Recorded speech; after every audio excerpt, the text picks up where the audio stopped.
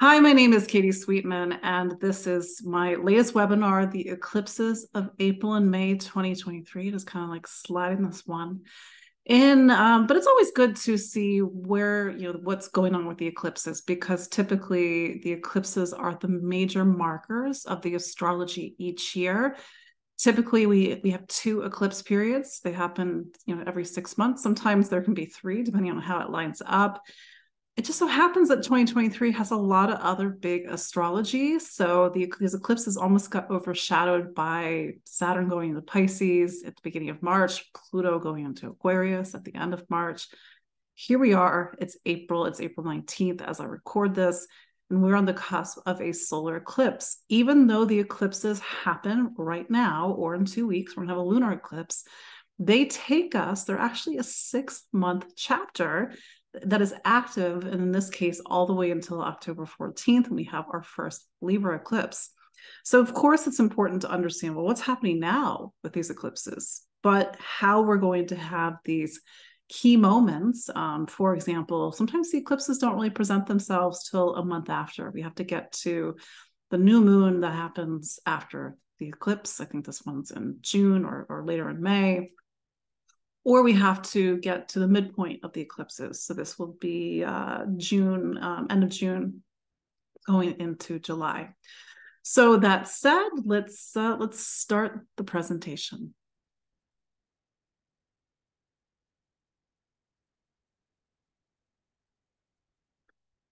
So again, this is the eclipses of April and May 2023. There I am.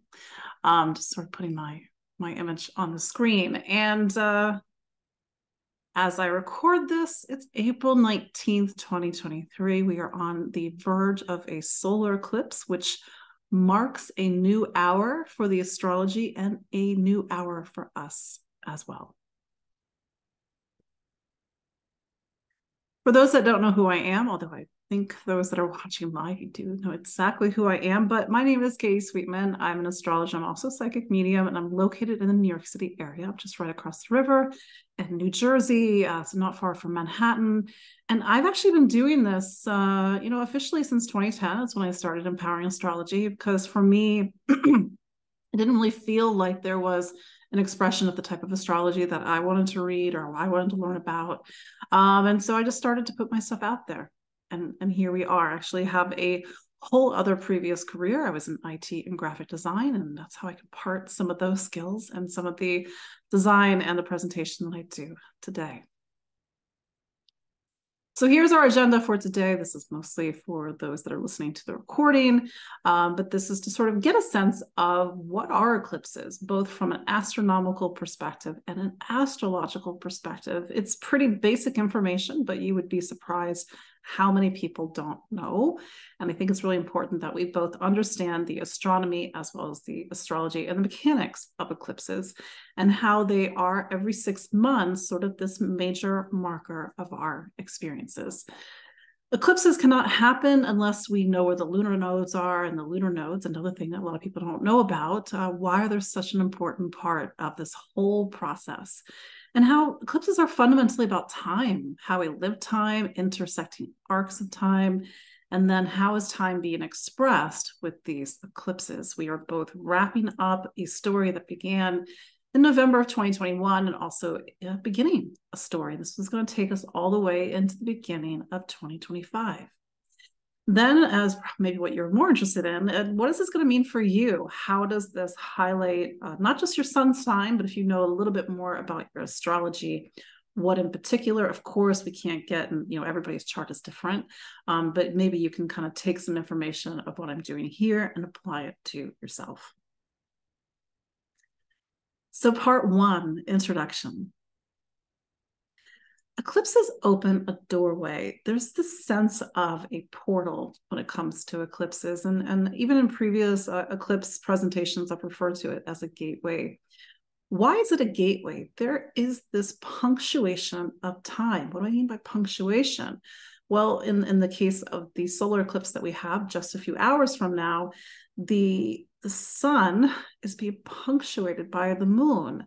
It is a new moon, that's what a solar eclipse is, for example, but there's a sense of like something is ending and something is beginning.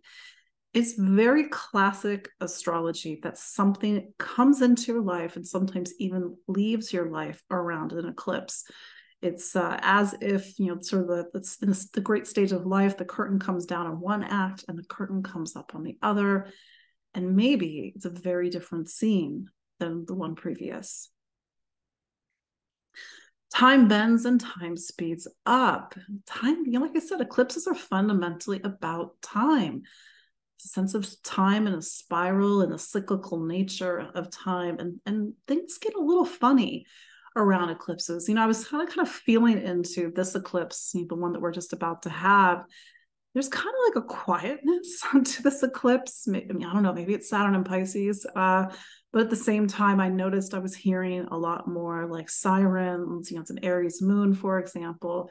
This idea of Aries energy, it's very quick and fast and it needs our attention. So for you to start to pay attention, it's like, how does time feel right now for you? What are the events that are starting to group around these eclipses? Fortunes rise and fall. I know maybe that's a little kind of creates a little bit of nervousness, but this is classic astrology. Pay attention to the news. Pay attention to in your own personal life. People get promoted. People lose their jobs. People get, I remember last year there was a bunch of eclipses in Taurus and Scorpio, for example, and I forget when. I think it was last spring. You had the PM of Britain, like was there for like 5 days, and then there was a new PM of Britain, and then the first PM was a Leo, the second PM, I think the current one is a Scorpio, if I'm not mistaken. Even the PM of New Zealand, I believe, is also a Leo. So there's a sense of like eclipses. There's this shift of power and a shift of who is in charge in our life, and sometimes our star rises during eclipse, and hopefully, God forbid, our star can fall during eclipse. It's a very traditional way of looking at eclipses, but we can't, completely look past this. Oops. Eclipses happen every 6 months, but they track a story that unfolds over longer arcs of time. Something that I do a lot in my work, I reference back to different points. And for me, it was very natural. I was like, oh, look, here's an eclipse at this degree. This is the same degree as this thing. And maybe they're connected. And even in, some of the work that I do, this is not eclipse related. I talk about Uranus and Taurus, and Uranus has been in Taurus since 2018 and 2019, and how even here we are in 2023, 5 years later, that story is still playing out, and to do the reference point. So that's why I always reference back to the start of the story, which was May of 2018, March 2019 in this case. So it's kind of, I don't know, maybe it's low-hanging fruit for me, but people are like, oh, wow, look, 2 periods of time that are intersected. Well, yeah, again, eclipses are fundamentally about time. And then again, so is astrology. I used this metaphor a few moments ago, but one of the ways in which I talk about eclipses is at the great stage of our lives, ready for the next act, sometimes dramatically so.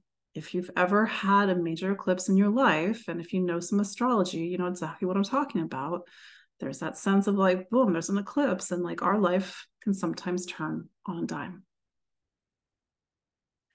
Eclipses can portend sudden shifts in events. I realize that's not what everybody wants to hear. I just have to do my due diligence as an astrologer. But sometimes we need to understand and maybe even to respect or appreciate that there are forces that are greater than us. And even though I say in my work, the astrology is 50%, you are the other 50%.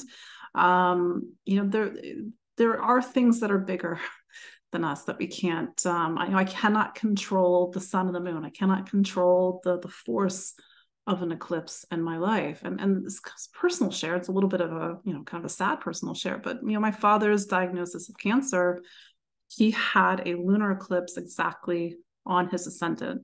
And he and I talked about it. And the reason I bring this up, not be like, oh, wow, this came out of nowhere. Like he'd been sick. They hadn't quite, knew what.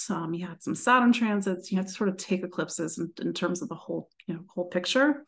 I said to him, like, Dad, you haven't been well, and there's going to be an eclipse on your ascendant. And just as your astrologer / daughter, just pay attention. The eclipse comes, and he actually texts me like, I'm still here.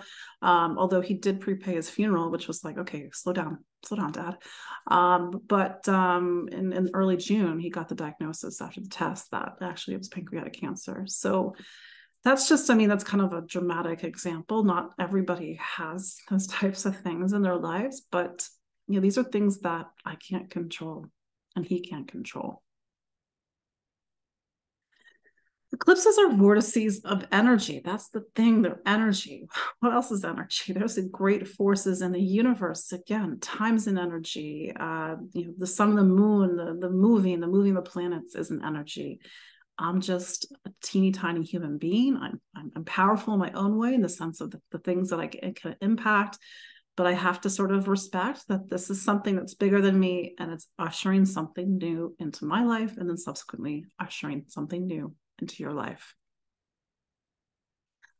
Our connection to the sun and the moon, twin forces of life, is momentarily cut. This is why it's a punctuation. And sometimes there's this like, oh, eclipses. And I'm just like, you realize that the sun, which is the force of life, is blocked. It could be for a minute, could be for 3 minutes, but it's blocked. And I think there's something to be said about that. Eclipses will activate a certain part of our chart. This is where it's helpful to either know your personal astrology or to at least have a sense of, where this is located. Of course, we're going to do a sign by sign look. And so this creates a story that weaves through different months as well as years.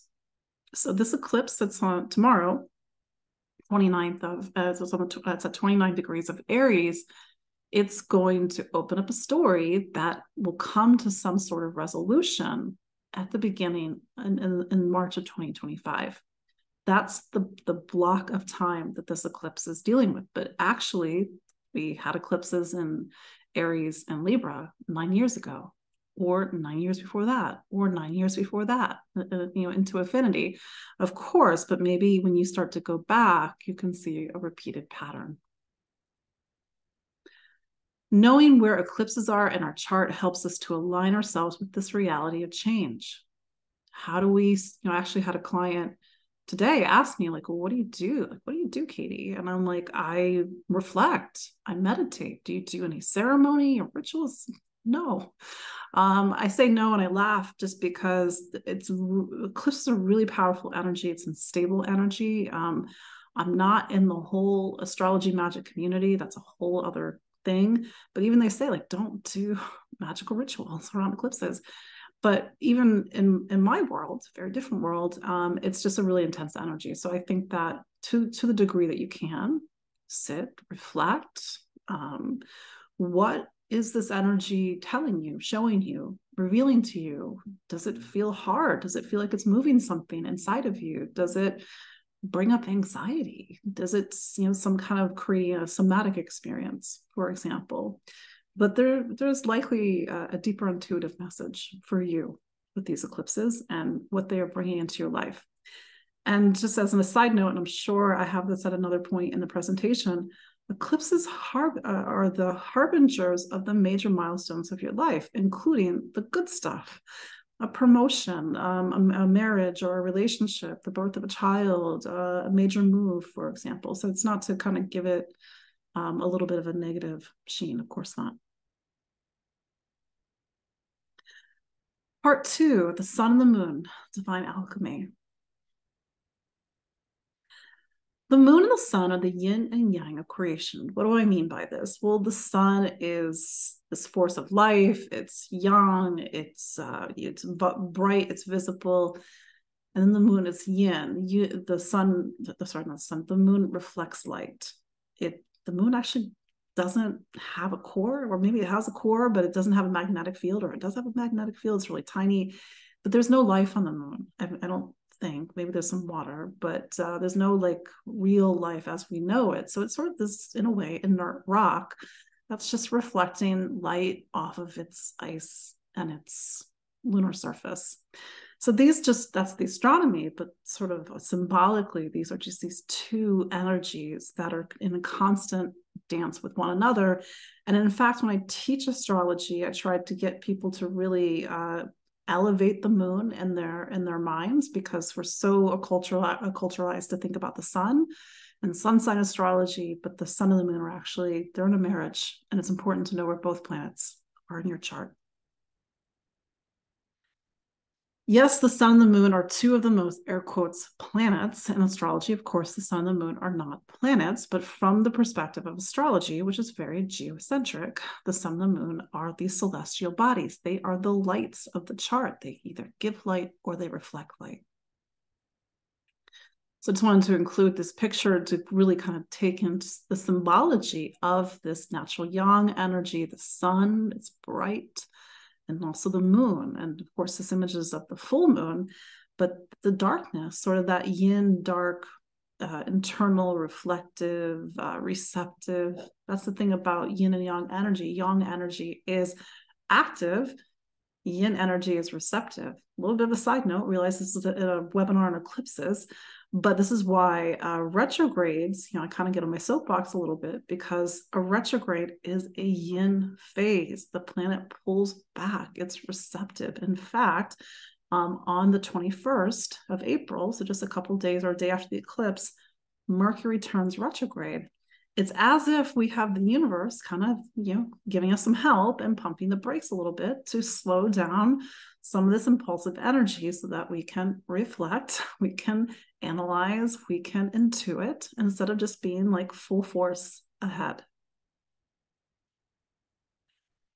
Sun and the moon, they are the symbolic mother and father that give life to everything. So this is this sort of really archetypical energy that's present. And so this is why eclipses, just from a symbolic, esoteric level, are really important. Every 2 weeks, we have a new moon. Every 2 weeks later, we have a full moon. This is the dance. It's always like this. Every 14 days, it's either a new or a full moon. Every 6 months, it's a solar eclipse or a lunar eclipse. Cycle continues again and again and again, and much longer than you and I will ever be on the planet. In fact, and I don't really go into what are called Saros series in my work, and maybe you're like, what, Saros series?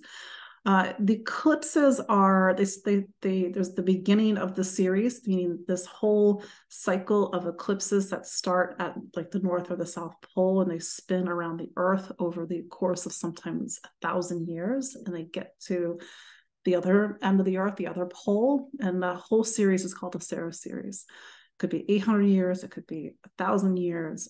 What my point is that this is, time is much bigger than us. The lunar cycle weaves our energetic reality. So for me as an astrologer, like when I focus, the sun and the moon, or sorry, the new moon, the full moon, they make great copy, of course, but the new moon like brings us into this new kind of framework of time through the lens in which that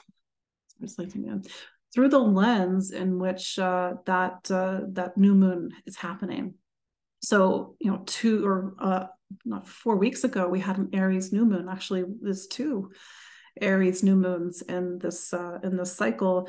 But that Aries new moon, it was a new framework of time through the archetype of Aries, renewal, new beginnings. It could be another part of the year. It's a new moon in Virgo. So we have this 4-week framework of time through the energies of Virgo: practice, craft, organization, systems, health and wellness, service, for example.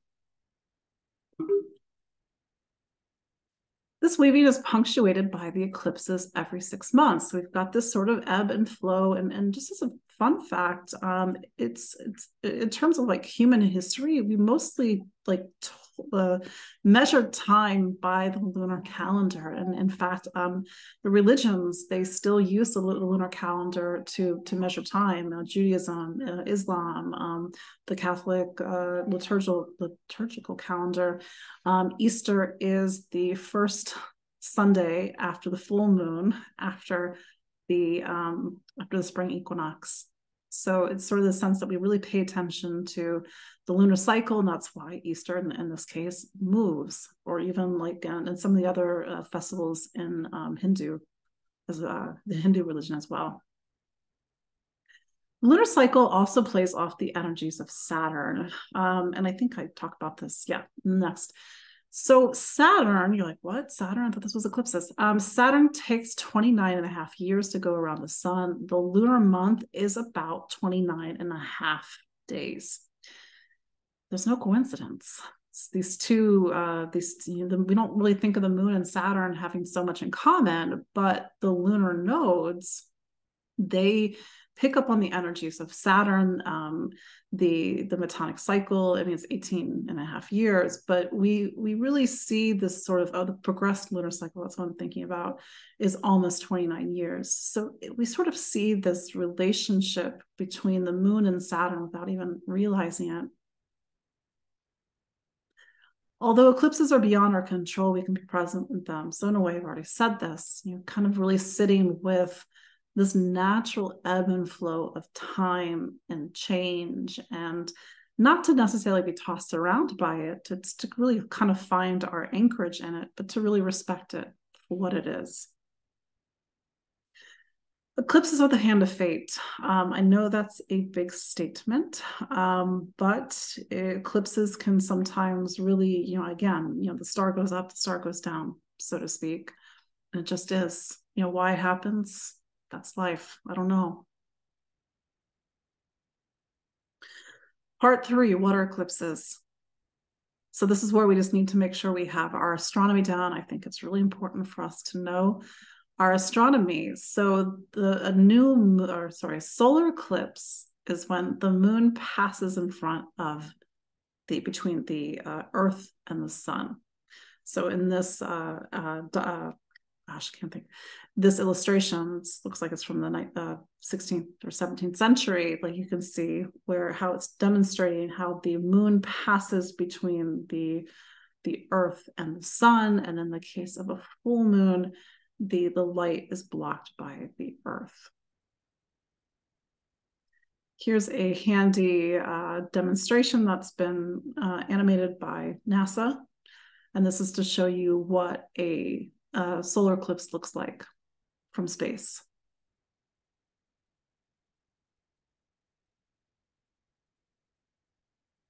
During a solar eclipse, the moon partially or totally blocks the light of the sun.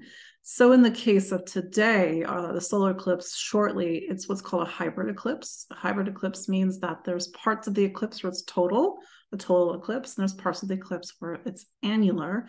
An annular eclipse is that ring of fire that you've seen pictures of. It's like this, the sun, like the moon is not completely covering the sun. You have that ring of the sun. During a lunar eclipse, the Earth blocks the light of a full moon, and that's when the moon, it turns red. This whole concept of a blood moon, I feel like this is just within the last 5 years. Like, oh my God, we're going to have a super full moon, blood moon. I'm like, no, it's just a lunar eclipse. But yes, it does turn red. So here's an animation of this is from the perspective of Earth, of the moon passing in front of the sun to create a solar eclipse. So I think it was last year, there was an exact solar eclipse. So that's the corona that's around a solar eclipse. And here's an animation of what a lunar eclipse, a time lapse of a lunar eclipse, and you can see the red hue of the moon. Like clockwork, we can predict where eclipses will fall because of the position of the lunar nodes. So since the beginning of 2022, the lunar nodes, and if this is your first time hearing what the lunar nodes are, these 2 points in the sky, which I'll talk about in a moment. They help us to predict eclipses. Since January of 2022, the north node has been in Taurus, the south node has been in Scorpio. Because you're like, whoa, wait, isn't this an Aries eclipse? Well, this Aries new moon is at 29 degrees of Aries, the very end of the sign. Presently, the north node is at 4 degrees of Taurus. That's what's called a 5-degree orb. It has to be within a certain amount of degrees for there to actually be an eclipse.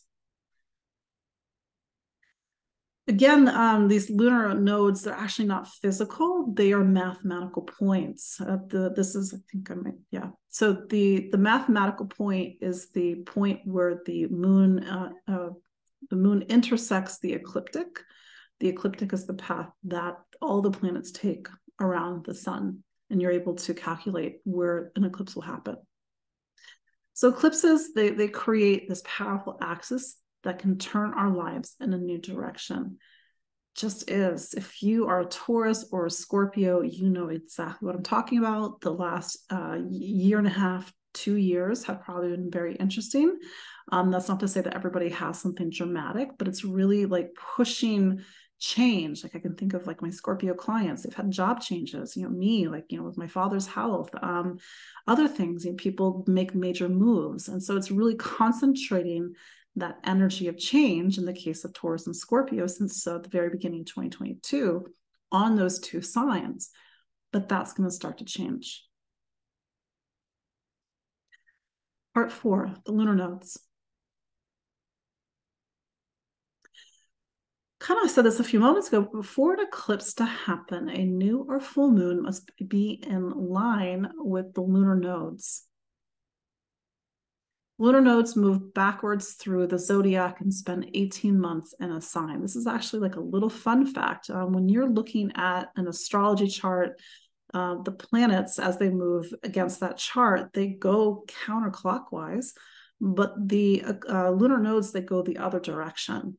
So right now, the north node is at like 4 degrees of Taurus, but in July, it's going to move, from 0 degrees of Taurus to 29 degrees of Aries. That's going the backwards direction. When we place the lunar nodes in the chart, they become a powerful axis of fate, meaning where were they when you were born? Where were they now? If you know where Taurus and Scorpio are in your chart, that area has probably a lot of interesting things are happening. If you are an Aries or a Libra, now the energy starts to concentrate on those two signs. Right now, the north node is in Taurus and the south node is in Scorpio. But this is going to start to change, not for much longer. And we're beginning to come to the end of a story. So we did have an eclipse in Taurus in November of 2021. The nodes at that time were still in Gemini and Sagittarius. But that was our first eclipse. So we're really starting to not just bring an end to a story from January 2022, we're starting to bring an end to a story from November of 2021. On July 17th, 2023, the nodes will shift to Aries and Libra. So that's that nodal shift. We had the previous nodal shift in January 2022. Previous to that, we had a nodal shift in May of 2020. 2020 was really interesting, and not for the reasons that you probably think I'm going to say. The eclipses that we had, our first eclipse, I think it was June of 2020. It was a south node eclipse in Sagittarius. So the south node was in Sagittarius, north node in Gemini. And that sense of Sagittarius, and we were, kind of collectively doing a lot of work around the sign of Sagittarius, 2020, 2021. What do I believe in? What do I think is true? It's my truth. No, it's my truth. Sagittarius is also the sign of travel, so it's Gemini. The last time the South Node was in Sagittarius was during 9/11. The travel industry majorly changed in 2001, 2002. Here we are again, or here we were again, 2020, 2021. The South Node has been in Scorpio since 2022, and then the South Node is going to go into Libra. So very different sign, but it also means that we're going to be collectively doing our work on the archetype of Libra. In the meantime, a story that began in November 2021 is coming to a close. We're also getting a taste of a new story. So as I said earlier, this eclipse on April 20th, tomorrow, as I record this is the first in a series of eclipses that are going to take us into 2025. This is the start of the story, much like the start of the previous story, which we're beginning to end, began in November 19th. There was a lunar eclipse in Taurus. So the North Node moves us forward into new territory. The North Node presently is in Taurus. This stands in contrast to Scorpio. And I'm saying this as a Scorpio. Scorpio's decay. It's endings. You ask any Scorpio in your life, they deep in their bones understand that life is fundamentally about death. I realize that is a strong statement. Hear me out. But decay and death and endings, it's a little metal, but it's part of life. We get to, for example, end of October, Scorpio season, Halloween, Samhain, November, first 2 weeks of November. The world, at least here in the Northern Hemisphere, certainly in the Northeast of the United States, where I'm located, it's in a state of decay. It's pretty decay, beautiful colors.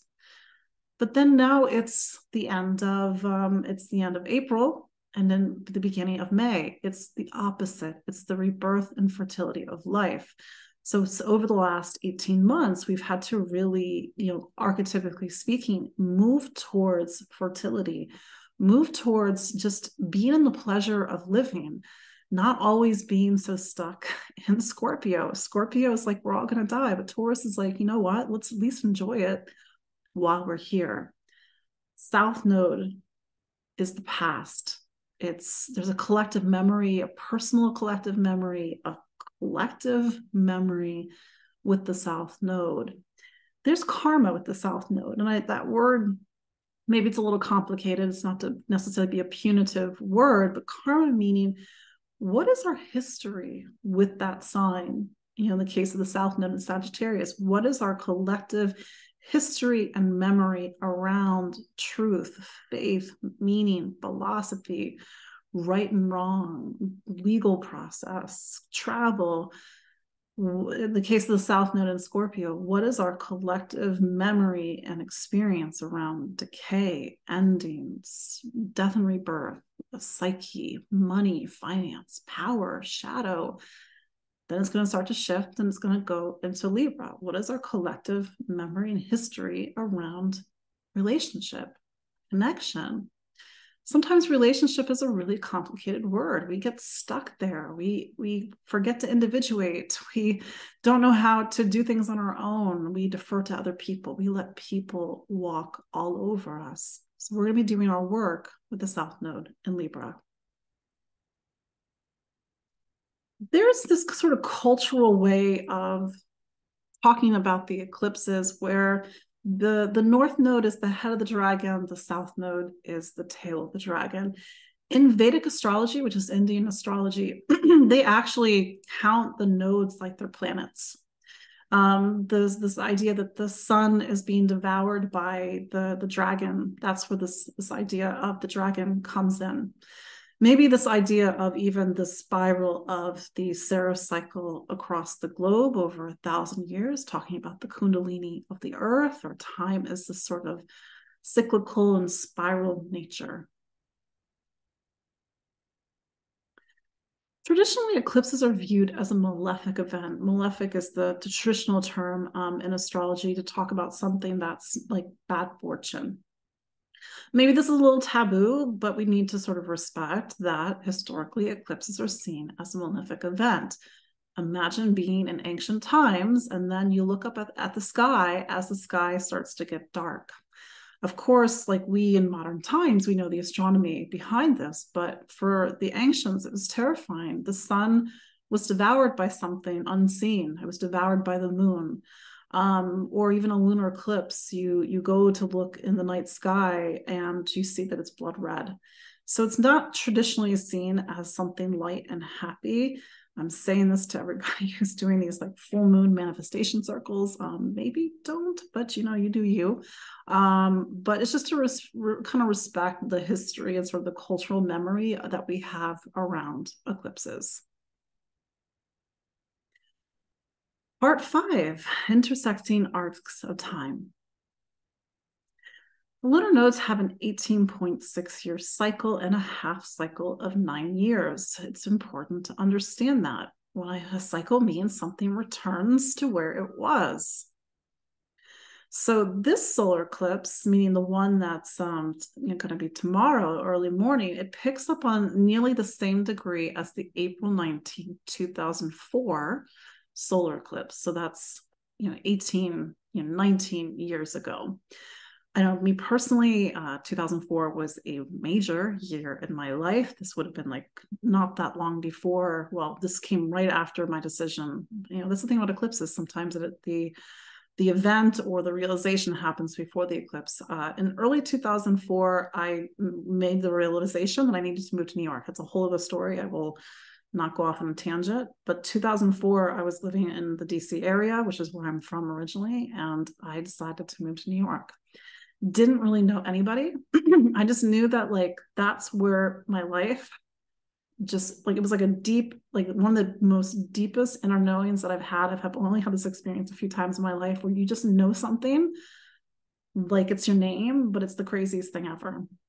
So yeah, think back to 2004. If you are old enough, maybe it's a significant moment in your life. You have a strong memory of it. Maybe you're scratching your head and you have to go back and reflect a little bit. The lunar eclipse is nearly the exact degree as the lunar eclipse. So this is the lunar eclipse that's going to be on May 5th of this year. It's almost nearly the exact degree of the lunar eclipse of May 4th, 2004. So these are two moments in time, April, May 2004, April, May 2023, that are connected in some way, and maybe in ways that are obvious and maybe ways that are not obvious. Here's the half cycle. So in 2013, there was one eclipse in Aries, but that was on October 13th. We have to get to 2014, so there's that 9 years where the eclipses are in Libra and Aries, but they were also sharing space with Taurus and Scorpio. So it's these interlapping eclipse stories. 2014 was also a major year in my life, but a year I didn't realize it at the time. Eclipse energy can start to present itself a month or so or a month after. This is kind of the crazy thing. I've seen an event that happens to a client, and I go and I look at the chart, and it's the eclipse degree, but the eclipse hasn't happened. It hasn't happened for 3 months. It hasn't happened for a month, or the eclipse was 3 months ago or a month ago. It's funny like that. It's just like something that gets like a punctuation, and then it needs another planet to activate it or fertilize it, so to speak. And I said this earlier, and I'm excuse me, I want to say it again because I don't think this is really talked about a lot in astrology. Certainly, I never came across this in the things that I read early on. It's something that I just noticed on my own. That midpoint of the eclipse is going to be, 3 months in, 3 months after the eclipse, 3 months before the next set of eclipses. I've seen really interesting things happen around the midpoint of the eclipses. That's where it can sometimes really present itself. Eclipses and the cycles of the moon thread together different points in time. Again, go back to 2004. What was going on? Maybe even 2005 as well, because there are also eclipses in Aries Libra. 9 years before that. Now we're in the 1990s. 9 years before that, 9 years, and you start to maybe see similar patterns. Everything is connected. Time is a circle. It's the thing. Astrology, especially with the circular nature of the chart, we don't read a straight line chart. We read a circle. Our clock faces are circles, for example. A clock is just a different, astrology is a clock, just a different type of way of telling time. And so, yeah, time is a circle. We need to sort of be aware of the cyclical nature of time, the cyclical nature of our lives. When we zoom out, we can see similar themes play out over time. This is your homework. Eclipse mark the time and hours of our lives. And I kind of said this earlier, and I'll say it again. What is the hour of your life? You get in a serious relationship. There's a partnership or a marriage. There's the birth of a child. There's the death of a parent. There's the need to care for somebody. These sort of or there's a promotion. It doesn't have to be a negative thing. We get recognized. We get that we get that big financial windfall that because that's the thing, it's fate, it's fortune, and not fortune in sort of like a cheesy way, but it's like sometimes life, our the wind is in our sails, sometimes not. Sometimes things really do truly work out. And that's why in my work as an astrologer, I really look at, me, I love Saturn, but also the eclipses, because the eclipses, they really tell me a lot as an astrologer. Part 6, the eclipses of April and May 2023. So here we are with the start of a new journey. So we have our first eclipse in Aries, and this is a journey that's going to take us into March of 2025. This is an eclipse that's right on Jupiter. It's not exact, but it's pretty close. And so there's a sense of, this start of a grand voyage. There's a need to anchor in and create roots. I mean, these are pretty in terms of, both the eclipses, but the Aries eclipse in particular is a really dynamic eclipse. It's got cardinal energy. Cardinal energy talks about the 4 seasons, the 4 directions, sort of this initiation. The energy of both the eclipses points towards Mars and Cancer. Mars, Aries rules Mars. Let me say that again. In astrology, there's something called ruling planets. This might be a little bit technical point, but it's an important point, because it's like, how does the energy flow in the astrology? This eclipse that are about to happen points the energy of Mars. Mars is the ruler of Aries, over to Cancer. Mars is presently in Cancer right now. I think it's about like 11 or so in Cancer. And so Cancer energy, it's a cardinal sign. It talks about home and family and anchoring in. But we also need to deal with pain points of the past. Now, Mars is going to be square Chiron in Aries, and there's just a lot of moving parts in both these eclipses. So it's really easy to overlook Chiron. Chiron's not overt like Mars, or certainly not like Saturn, or even like an eclipse, but Chiron is the psychic energy that's going to be present with us over the next 6 months. Chiron is a pain point in the astrology. So as much as this is about new beginnings, moving forward, it hits an ache. It might hit something that's both a conscious ache or maybe even a subconscious ache. We want to move forward, but we're afraid. We want to move forward, but we feel a little bit lost. Or maybe it hits on a deeper point where we don't always sort of sit in the command seat, so to speak, or really stand in our own power. This is the lunar eclipse in Scorpio on May 5th is a powerful end to the October 25th, 2022 solar eclipse. So we had the last framework of time, that was October 25th. There was a solar eclipse in Scorpio. That takes us all the way to April 20th, the solar eclipse in Aries. And then the eclipse that's on May 5th of this year, it's like, kind of bookends that eclipse from October. So it's maybe worthwhile, to see what were the events happening in October and November, because that eclipse is going to maybe be very connected to what was happening at that time. There's a desire to individuate, strike out on our own. And even though the North Node is not in Aries right now, this is our first hint that the winds are changing. The North Node in Aries is funny, because like my last client has South Node in Libra, North Node in Aries. The North Node in Aries, it's like we have to do it alone. And I mean that in the best possible way. Of course, sometimes it's like, oh no, like I have to do it alone.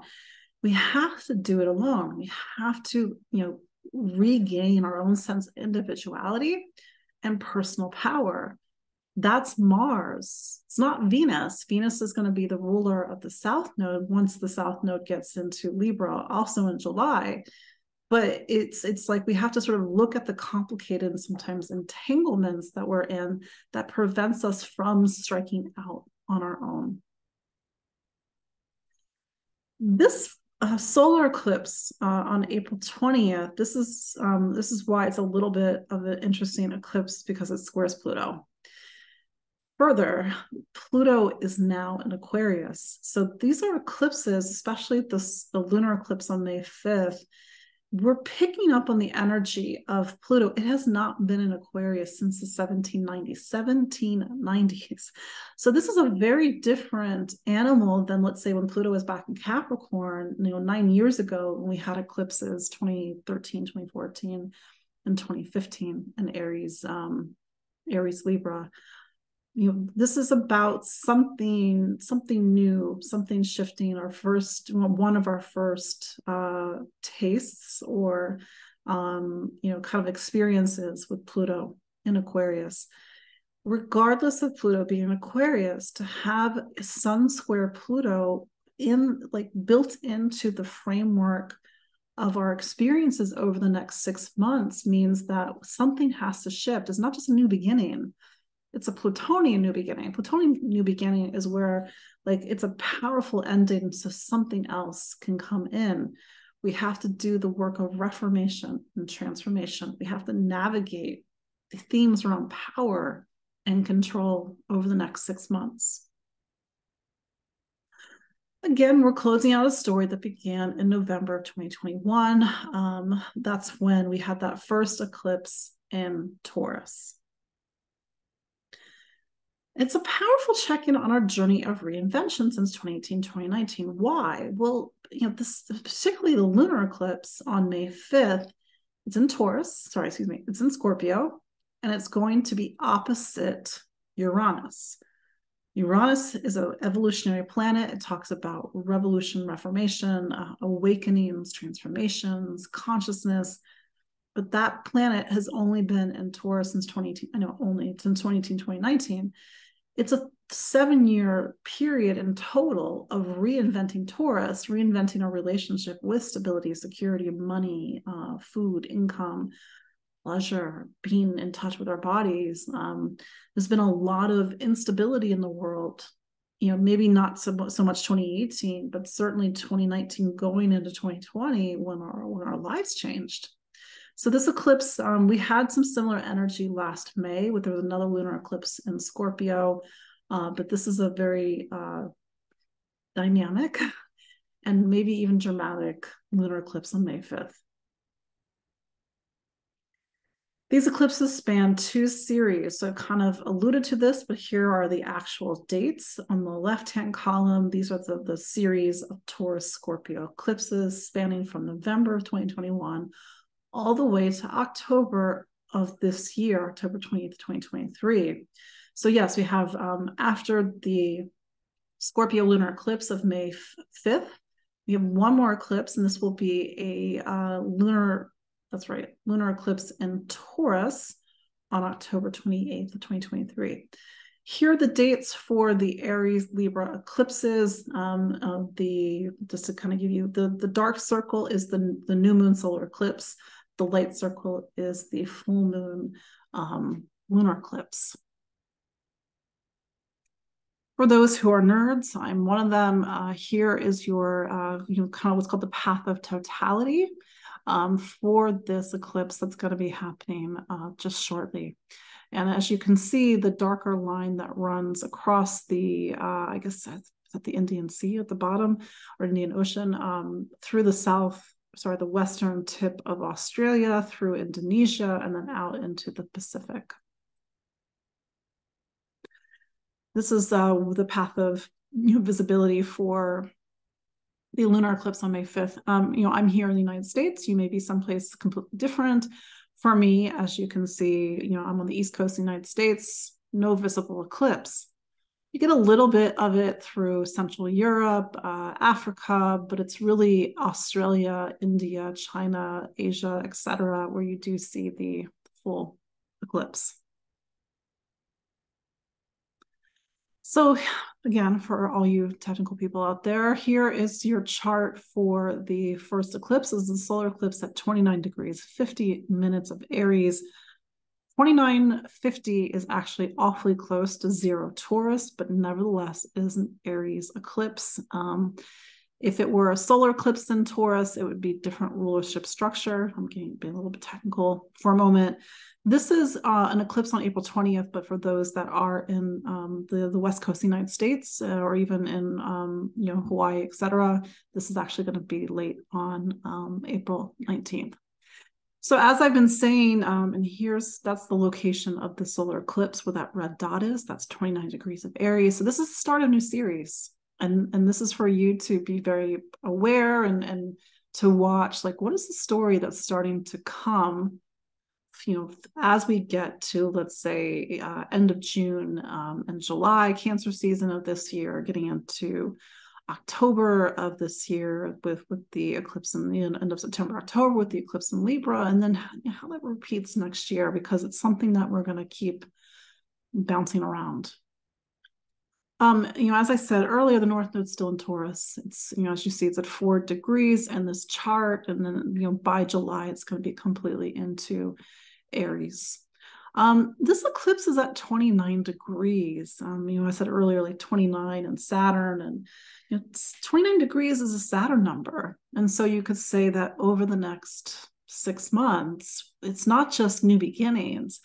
It's where we have to really take command. We have to do the Saturnian thing, a sense of integrity and leadership and maturity, and really demonstrating something and being somebody that people can look up to, for example. But Saturn energy also means that we cannot cut corners. We cannot, do this half-assed, so to speak. We have to really do the Aries work of taking action and going forward, but also make sure that it's up to par with Saturn. You remember how there was this thing in the astrology, at least on Instagram, probably on Facebook too. It's like, April 11th is the luckiest day of the year. And, personally, I think that's a little overblown, but this eclipse is picking up on Jupiter. It's at 23 degrees of Aries, not that far away. It's bringing the energies of Jupiter with us into the next 6 months. What's Jupiter? Jupiter, it's a planet that, it's not a personal planet. He doesn't talk about our personal lives or how we talk or think or act. It talks about faith, a sense of worldliness, seeing the world, trying to open up our eyes to the world. Jupiter can be the teacher. Jupiter can also make things bigger, for better, for worse. But Jupiter, this is sort of something big, Jupiter, but in a way that maybe is really inspiring us, motivating us to really go after and to sort of strike out in something that we really want to go after, for example. So maybe you see this in here, you can see that there is what's called a square to Pluto, and Pluto's at 0 degrees of Aquarius. This is what's called hard energy. Hard energy really pushes us to make a change. Pluto energy is pretty black and white. There's no negotiation. It's a new beginning, but it's a Pluto new beginning. And it's where we have to kind of learn to stand on our own 2 feet, but at the same time confronting something about ourselves. That's just the work. By the time we get out of this 6-month cycle, something may look very different. Depends. The energy of this eclipse does point towards Mars and Cancer. I don't have that highlighted here, but this energy is talking about needing to move forward, but do in a way that feels safe and stable and really feels like it's going to nourish our lives. Mars and Cancer, it wants to fight for something, but its heart has to be in it. So we have to really identify what is in our heart over the next 6 months. Lunar eclipse, this is going to be on May 5th, 2023. This is going to be at 14 degrees, 58 minutes of Scorpio. So this is our last eclipse in Scorpio, thank God, in this series, and also for another 9 years. So there's that, 9-year half cycle. This is a South Node eclipse, although as this eclipse happens, the South Node is 10 degrees away at 4 degrees of Scorpio. It's still picking up on the energies of the South Node. South Node, things get complicated. It's needing to really look at our stuff, to let go, to allow a process of decay. I know that's a big word. All we have to do is to go back and look at the eclipse from May, I think it was May 16th of 2022. These are two moments in time that are connected. It gives us a reference point, but this is the last eclipse in Taurus, in Scorpio. Speaking of Taurus, this eclipse, and you can see this, so that's the opposition. So full moons, lunar eclipses, they're the sun and the moon are opposite. Right next to, on the bottom, that's little H symbol, that's Uranus. Uranus, again, has been in Taurus since 2018, 2019, but it's really created a lot of energy of change in the 2021 and 2022 timeframe. Maybe we're going to see another round of that energy with this eclipse. So it's possible that around the time of this eclipse, something unexpected happens. I'm just putting on, all the things on the table as an astrologer. It could be a surprise. It could be a good surprise. It could be something that's related to something that you already know has been unfolding since 2018, 2019. This is the personal share that I always do. In 2018, even though I knew eventually I wanted to quit my job, but, I like stability, I like a paycheck, I was still kind of, doing the side hustle of doing my astrology. But then at the start of 2018, the stable job suddenly became not so stable. A bunch of people got fired. I did not. But that was the universe telling me, hey, get ready, because this is not where you're supposed to be. And then by March of 2019, when Uranus went back into Taurus, that was when I had my last day. And here I am doing this full time. And so again, I think I said this eclipse, does pick up on, and I'm saying this, hopefully this makes sense. Taurus and Scorpio are fixed signs. Fixed energy talks about creating a sense of like matter manifestation, like our physical world. Like we need things to be fixed in our physical world. We need to make sure that our bank account is not going up and down. We need to make sure that there's food, or for example, even though it's wide, it's like what's called a 15-degree orb, technical term. Pluto's an Aquarius, fixed sign. So this is my little question mark as an astrologer. It's like, what's Pluto's role in this eclipse? And there might be a lot of stuff happening in May, and on May 16th, Jupiter gets into Taurus. It's going to start to activate these eclipse degrees. It's going to start to activate Pluto. So May might be a little bit of a wild month. We will have to see. There's the square to Pluto, and then of course that white square between the moon and Pluto. Part 7, the eclipses through the signs. So here was a question as I was, kind of quickly, because I kind of pulled this together. Wasn't sure if I was going to do it. What about if my nodes are in Aries and Libra? Like, are you going to talk about that? So here we are. Your nodes might be in Aries and Libra. This is what's either called a nodal return if your north node is in Aries, or a nodal opposition if your south node is in Aries. The lunar nodes are, as I've said at periodic times throughout this presentation, are a powerful axis. This axis has always been in your astrology. A nodal return in eclipses to the nodes means big things are happening in your life, even if it's the other way around as well. Pay attention. The north node, talks about where are you headed in life? And if you have the north node in Aries, you're here to find your own path. You're here to stand on your own 2 feet, not at the expense of relationship, but not to the detriment of relationship. And here comes the story again. The universe is trying to push you to be able to stand on your own 2 feet. What if it's the opposite? Your south node is in Aries and your north node's in Libra. Well, this is a lifetime where you're trying to stop being so pathologically self-reliant and learn to actually be in connection and partnership with people. Doesn't necessarily have to be romantic connection and partnership with people, but that instinct to do it alone, go it alone, rely on nobody can sometimes be very strong when the south node is in Aries. these eclipses activate that base story. Of course, it's going to be way more specific and colored in, depending on your own astrology. But nevertheless, here we are. Like if you were born in, I think it's like 76, 77, or is it 77, 78? Because I'm born I'm November 78, so I have my South Node at the end of Pisces. If you're 77 at the beginning of 78, like you're gonna have the nodal opposition. That's sort of question about trying to find relationship. Am I doing that right? Yes, I'm doing that right. And you also had Pluto in Libra at the same time too. So it's really working on these deeper stories about relationship. I'm kind of getting off a little bit on a tangent. What if planets are in the same degree as the eclipse? So this is something called, the eclipse is an aspect to your natal astrology.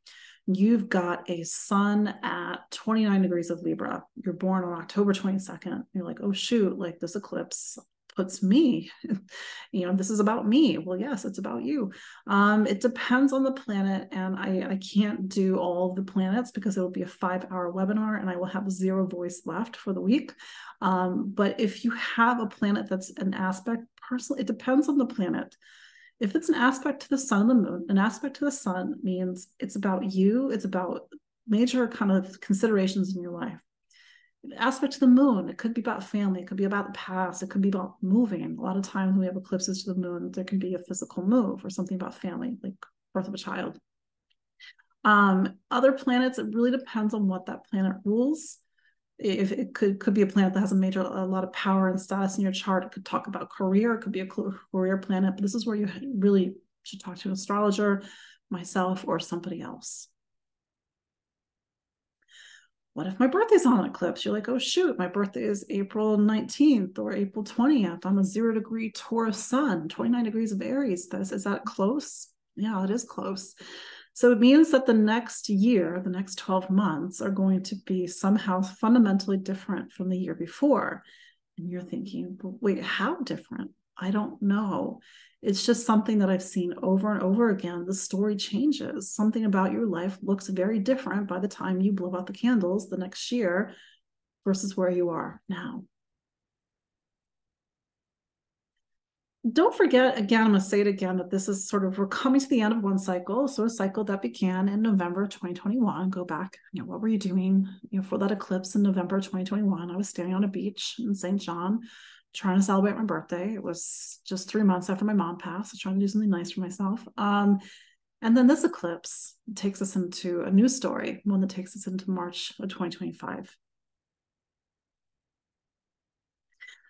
Here's another point. Eclipses are not one size fit all. So even though I'm going to very shortly do a sign by sign look, these are sort of broad strokes. I would try to look at things on a thematic level, maybe kind of give a lot of different reference points, because maybe you can start to see yourself in these different examples.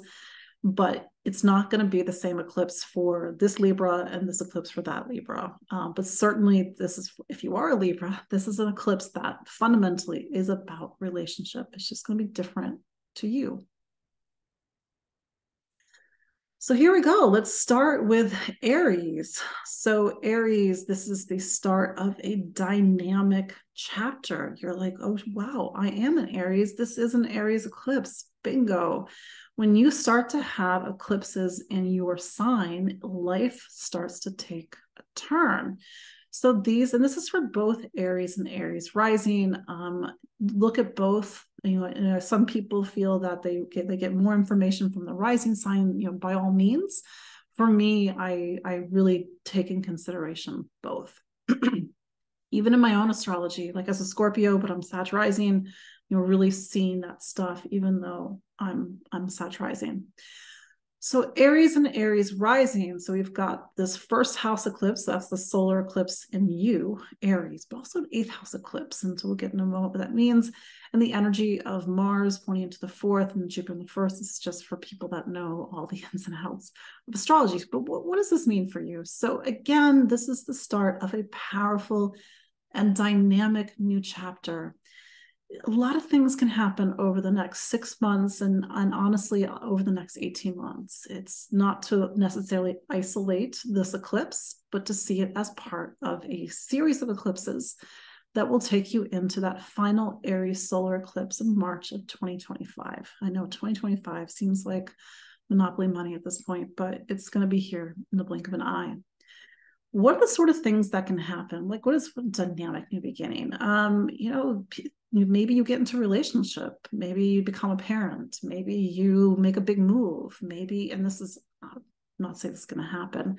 Sometimes, like, major, turns of our life or twists of fate can happen under an eclipse. And this is not a prediction, Aries. Like, I've a car accident, like maybe that, like, kind of, changes the story, for example. Nevertheless, this is like over the next 6 months. Yeah, don't go like, you'll be fine, Aries. Over the next 6 months, like, your life is heating up. Things are happening. The plot is getting a little juicy. And this is where it's about new beginnings. It's about you. But in 6 months' time, when we have that solar eclipse in Libra on October 14th, it's putting relationship in the highlight. If your birthday is near the end of the sign, meaning you're born on April 8th, 17th, 18th, 19th, 20th, and give or take, this is going to be a powerful next 12 months for you. If your rising sign is near 29 degrees, so, this is where you need to really know your own personal astrology. This is going to be a dynamic new beginning. It's going to point the energy of this solar eclipse. I've said this before, but it's a bit of a technical point. The eclipse is in both cases ruled by Mars. Scorpio is ruled by Mars. Aries is ruled by Mars. So where does the energy point? The ruler is over in Cancer.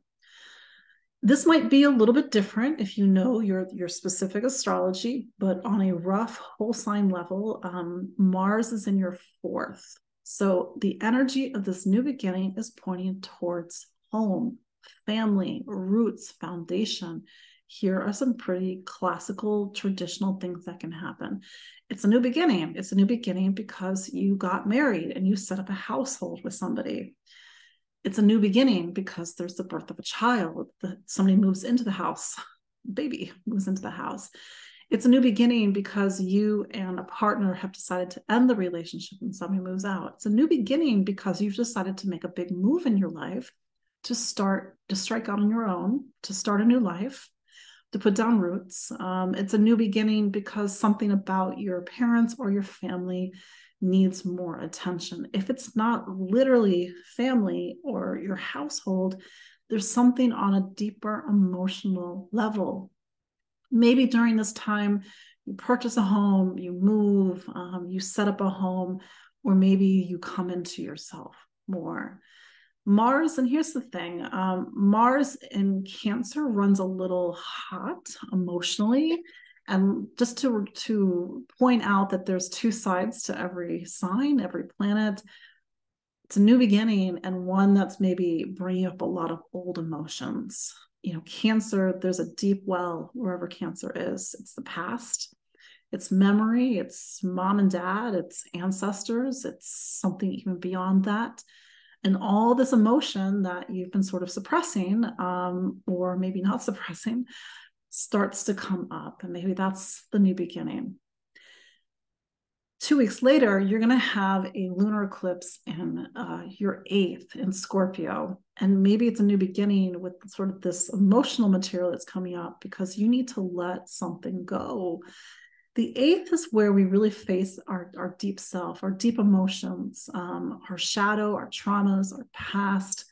It's a new beginning because you need to kind of reach deep into yourself and to let something go.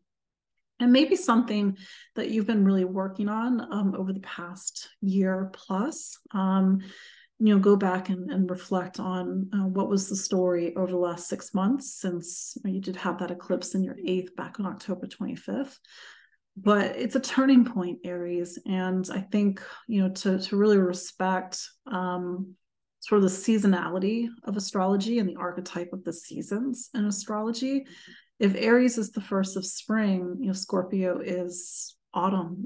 It's decay. It's the world getting colder, getting darker, and preparing to make space for new life.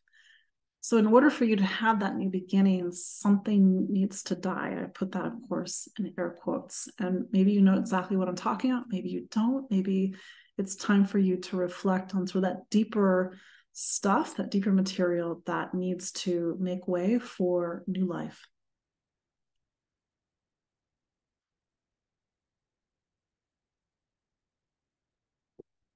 So Taurus and Taurus rising, not to set my glass down too heavy. So these are eclipses that are talking about your 12th. We're going to talk about what the 12th means in a moment. The 7th house, relationship, Mars in the 3rd, Venus in the 2nd. So this eclipse on April 20th, this is your first eclipse in your 12th.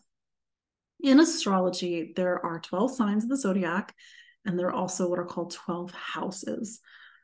These houses are symbolic of the different areas of our life. And when you get to the 12th, it's the last house, it's the last space. And it's a space where we need to retreat from the world. It's to let go. It's sort of the end of something. And maybe these are words that you don't want to hear. It's to honor the sacredness of this space. And, I'm saying this as somebody who has a lot of planets in the 12th.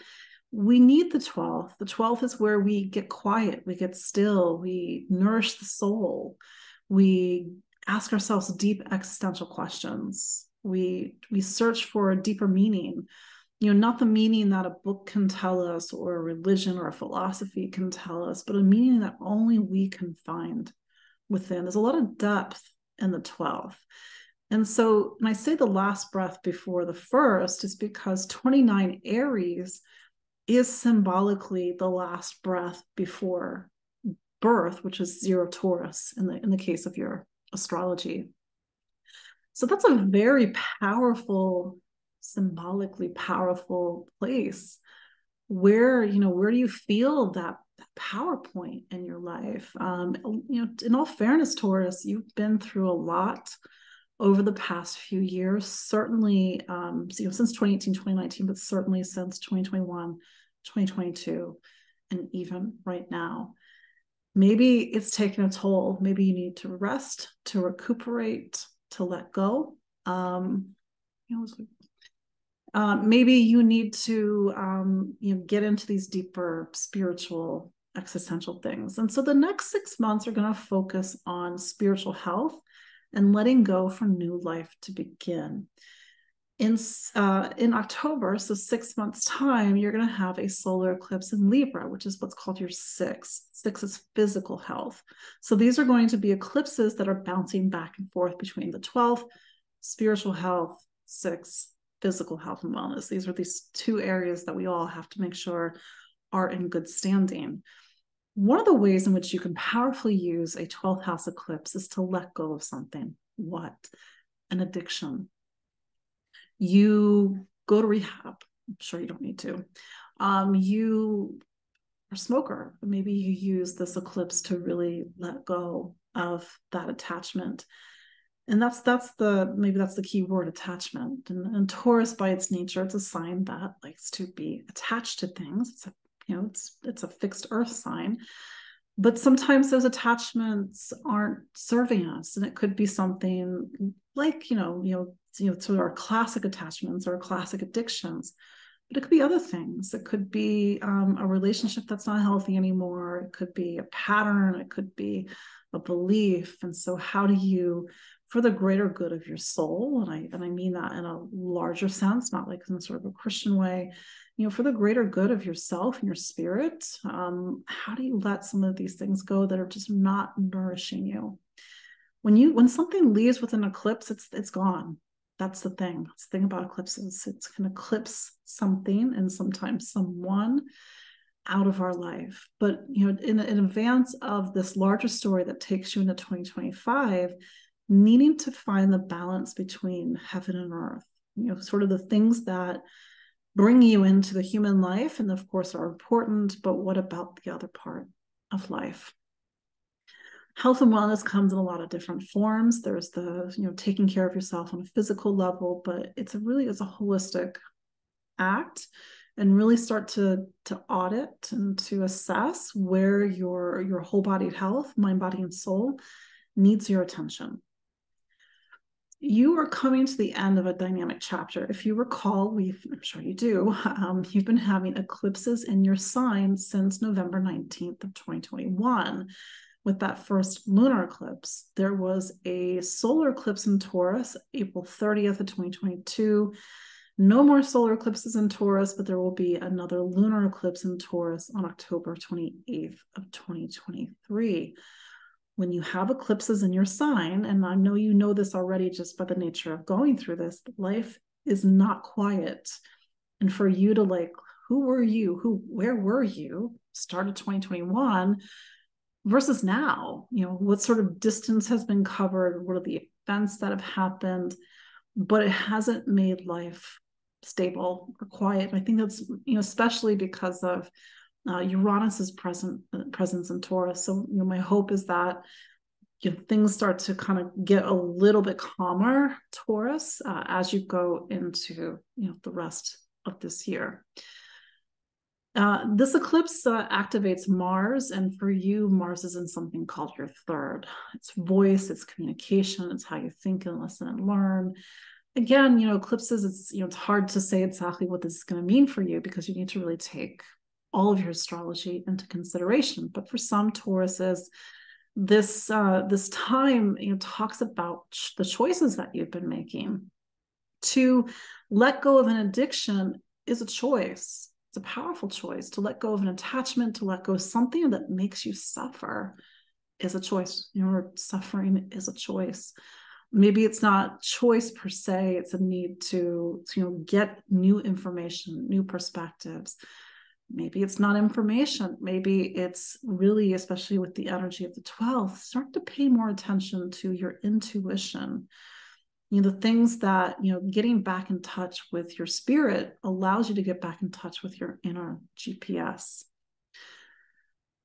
2 weeks later, on May 5th, that last Scorpio lunar eclipse lights up relationships. So for you, Taurus, to go back and look to May of 2022, you had what was going on in May of 2022, Taurus. You had that previous solar eclipse in Taurus, lunar eclipse in Taurus, and even the lunar eclipse in Scorpio, in the solar eclipse in Scorpio back on October 25th of 2022. So this is that last punctuation point in relationships. Maybe you are in a very different relationship than you were at the start of 2021. Maybe people have come in and out of your life. Maybe you've started a relationship. Maybe you've had to look at some, maybe unhelpful, or maybe some of the unhelpful patterns that you have in relationship. And maybe that's where, what are you ending? Well, maybe you're ending a toxic relationship, or, relationship with somebody that actually doesn't nourish you anymore.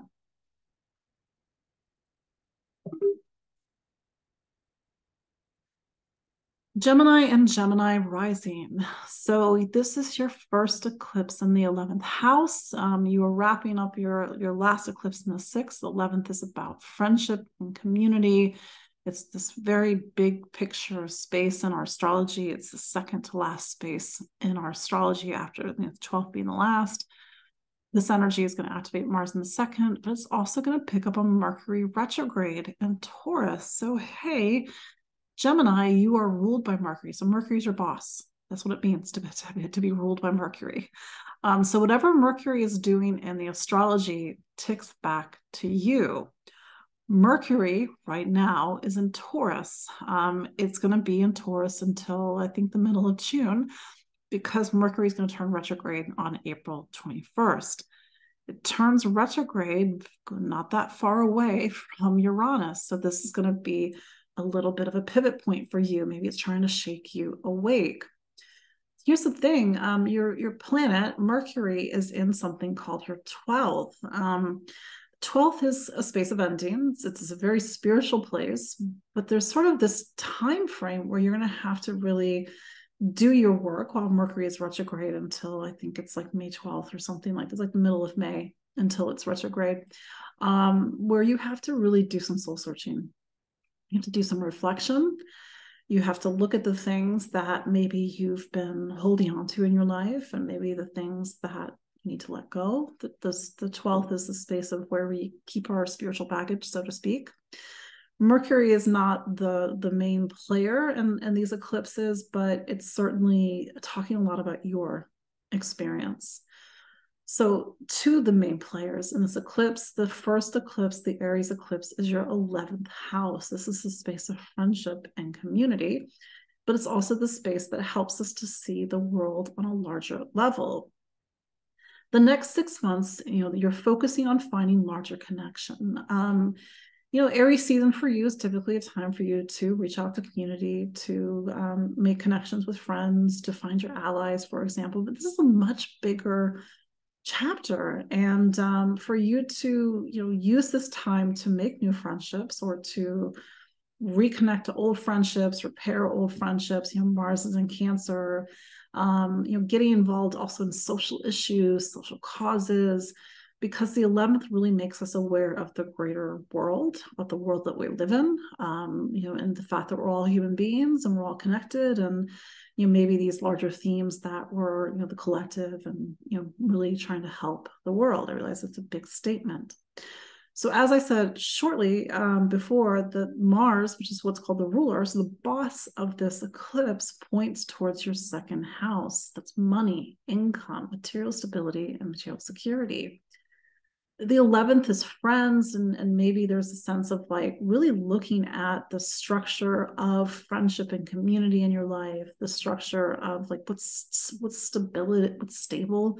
We need connection, we need community, and without it, we don't feel so grounded. So this can be an eclipse that does pick up on themes about money, but it can also pick up on themes about value and worth. Maybe your value and worth in the world, or your value and worth with friendship and community. And how do you really create more stability and security in your life? So again, this is picking up on Mercury retrograde during this eclipse period. Both these eclipses, Mercury is retrograde, and except for this solar eclipse, but you get the drill. And so this is a time to reflect, reinvent, let go, and again, to make space for some of the bigger things that want to come into your life. When our boss is in the 12th, we might be a little bit lower energy. So don't be surprised, Gemini, and I'm so sorry, Gemini. Don't be surprised if you just don't have the motivation or the energy throughout May. I know it's a long period. Maybe you've been going full force and you need to stop and rest. Maybe you need to make sure that you tend to your spiritual life because you've been way overdoing it with your human life. Maybe you're just more susceptible to like colds or whatever. You just need to make sure you take your vitamin C and get enough sleep. That's all. The eclipse that's on May 5th, this is your last eclipse in Scorpio. So Scorpio is what's called your sixth house. The last year plus has been focusing on health and wellness. Health and wellness comes in a lot of different forms. It's the physicality of health and wellness, needing to make sure that you take your vitamins, you eat your vegetables, you get enough air and exercise. Maybe if a health cause or health challenge has come up during this time, this is an eclipse that's really like putting it in your full view. For example, health, it's not just health, but it's also like, how do you organize your day-to-day life? How do you take care of things, projects, organization? And so this has been an eclipse that's been, really trying to get you to look beneath the surface of like, how do you do your day-to-day life? Maybe there's a part of you that like sometimes a little scattered, a little disorganized, but this eclipse and the eclipses previous have been trying to get you to put your life in order.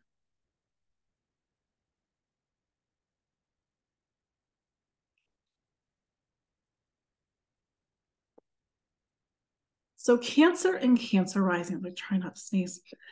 Cancer and Cancer rising, this will be actually like a very powerful eclipse for you because Aries is something called your 10th house, which is career, but also this eclipse that's kind of bringing things to the end in the 5th, which is about self and self-expression, and then the energy of Mars and Jupiter in your 10th. So there's like a big focus on you because Mars is in Aries. I think it's about Mars and Jupiter in the 10th. Wait, not Mars in Aries, Mars in Cancer, and you're Cancer. I should say Mars in the 1st. Sorry, got that wrong.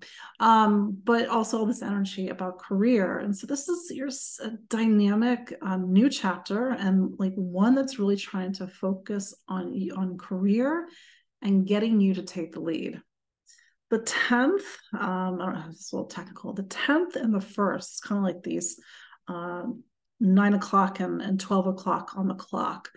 It's sort of this right angle of energy that, it's very commanding. It's like, this is what I want. This is sort of like I have my hand on the steering wheel. I'm driving my life. And so that's going to be a big theme over the next 6 months. It's like you have to go after things, Cancer.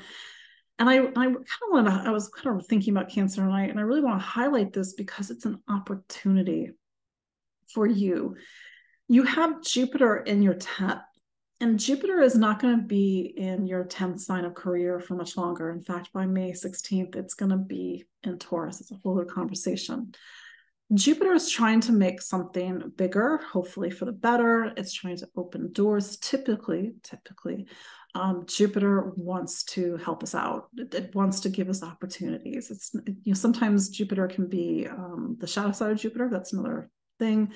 But Jupiter has been in this part of your chart since the end of December of 2022. Maybe for some Cancers, like this has been a lot of work in your professional life. Maybe for some Cancers, there's been some opportunities. Maybe for some Cancers, work has really demanded a lot of attention. Jupiter can sometimes be silver linings. I've seen people, they lose a job, but then like right away they get the better job, the job that like, it's like, oh, wow, I'm making more money. It has better benefits. I have a better job title. So look for the silver lining during this time, Cancer, but also use it to your advantage because maybe you need to start putting feelers out there. Maybe you need to talk to a headhunter. Maybe you need to sit down with a trusted friend and just start like kind of spitballing ideas about like, okay, where am I going? Like, what do I want to do? Like, what's motivating me? But nevertheless, your professional life will likely see some sort of change over the next 6 months. If it's not a physical change, meaning a change in position, a change in who you work for, where you work for, if you work, it's sort of a change in ambition, like a new chapter in what you work towards and what you really want to be known for example. And so life may look very different 6 months from now. This eclipse is really taking the energy of Mars and it's in your sign. You are a Cancer. So either hopefully, because sometimes Mars and Cancer can run really hot, emotionally hot. It's sort of, maybe you're feeling a little bit hot and bothered right now, or something like an anger is starting to boil up. But that's just kind of like the emotional energy that's being activated around this eclipse. Channel it into something positive, whether it's, physical activity. Mars likes a lot of physical activity, or really setting a new goal, a new ambition for you to start to work towards. But I did want to point out Mars, when it's in our own sign, it can, really sometimes make us a little testy. And I'm just saying this as a kind of friendly warning. If suddenly your anger is welling up or your temper is going, look towards Mars. But again, number one, give it a healthy outlet. Number two, start to pay attention. What are you really truly angry about? Because sometimes Mars and Cancer hits upon really old stuff. Like we said, suddenly we're like a 5-year-old again, because, sometimes we have a lot of emotional energy that's centered around that age of development, for example. There will be one last eclipse in something called your 5th house. It's the last eclipse in Scorpio. The last, chapter, whether it's going back to the solar eclipse of October 25th, or even that lunar eclipse last May, The fifth is where we really develop a sense of who we are. We have to, it's not just about career with this eclipse. It's like, what lights you up? What gives you passion? This is the thing. And sometimes we get stuck and we get like really drained because we choose the thing.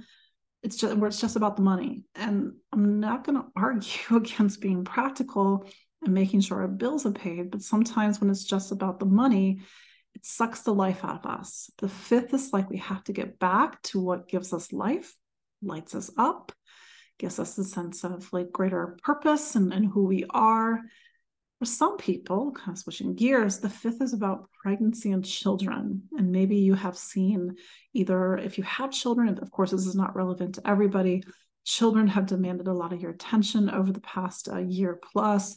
Maybe there's a pregnancy, maybe there's a birth of a child, or maybe this is an eclipse that's really heralding a pregnancy or a birth of a child.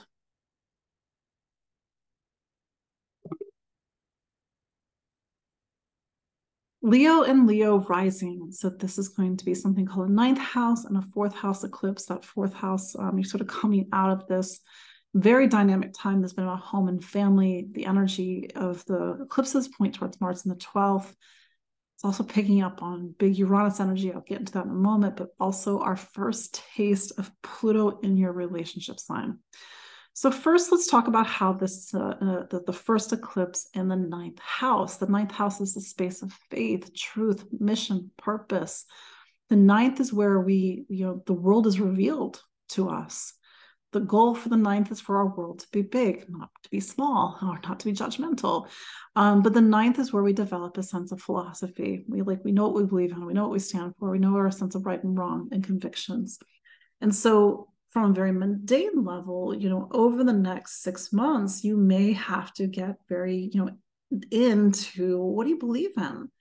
What do you stand for? Maybe you need to share it. Maybe you need to teach it. You want to motivate people, inspire them. Maybe you need to publish or preach something. Maybe I don't necessarily mean preach literally, but maybe literally, maybe you're in church. Or maybe you want to travel. The ninth is the space of journeys, long distance journeys, and especially foreign travel. So if you're a Leo who has a big trip that's planned, don't be surprised. Maybe there's a big, powerful journey for you, but something that is hitting, especially with Mars in the 12th, these deeper questions around faith and truth and meaning and a need to let go and surrender. The 12th for you and the 12th for everybody is a space of endings. And just to be real for a moment, the 12th is the last space in our personal astrology. It represents the end of the road, the end of life, the end of the journey, but also a space that opens us up to spirituality. Between the 9th and the 12th, the 9th is like, what do I believe in? Well, a book tells me what I believe in, or maybe somebody who knows a lot more than me tells me what to believe in, and I have to assess if it's right or wrong. But the 12th, what we believe in, it's something quiet, something personal, it's something reflective, and it needs to be revealed to us in the 12th. And so you're sort of straddling these two spaces and really getting into these like deeper existential questions over the next 6 months. But nevertheless, the 12th is the space where we leave behind the material world and we open up to the spiritual world. And so with the 12th activated, use this time to let go of something physical, meaning an attachment, an addiction. It could be even something non-physical, something that you believe in that's just not helpful anymore. But this solar eclipse also picks up on Pluto, and it's newly in Aquarius in what's called your 7th. And the 7th is the space of relationships. This is a much bigger point. I actually made this point in my Pluto and Aquarius webinar, is that you're on the cusp of this new phase of your life that will last 20 years. Yes, 20 years, where you are doing a lot of deep work on relationship. It's too big to really kind of wrap our heads around. It's more about what is the power behind how you connect and interact and socialize with people. But I wanted to reference that because that solar eclipse does talk about your relationship with relationship, and maybe on a deeper fundamental level.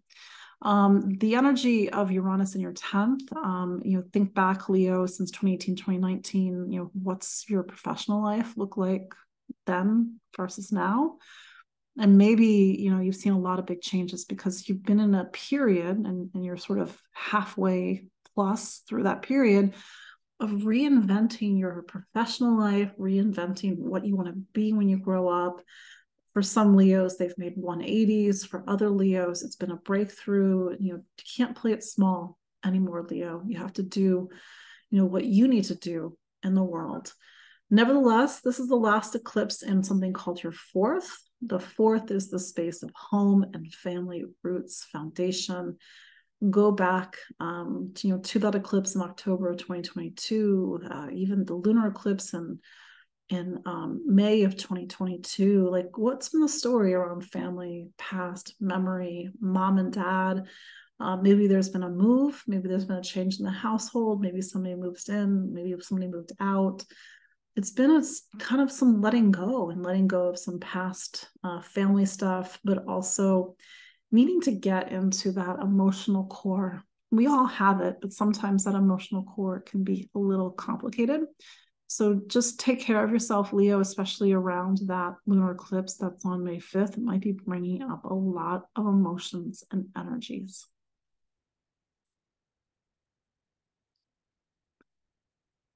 Virgo and Virgo rising. So here we have what's called an 8th house eclipse and a 3rd house eclipse.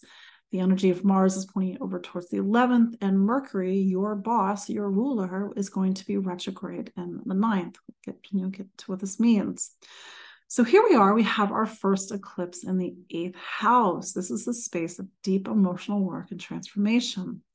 You have to understand that the 8th has its place, meaning like we need it, even though it's not always the easiest place to be in. So this is your time, Virgo. And you could say, well, every Aries season, you're in the 8th. The sun moves through the 8th house. But this is going to be a 6-month period of your life where you have to work on yourself. Maybe you know exactly what I'm talking about. Maybe you're scratching your head and you're like, what?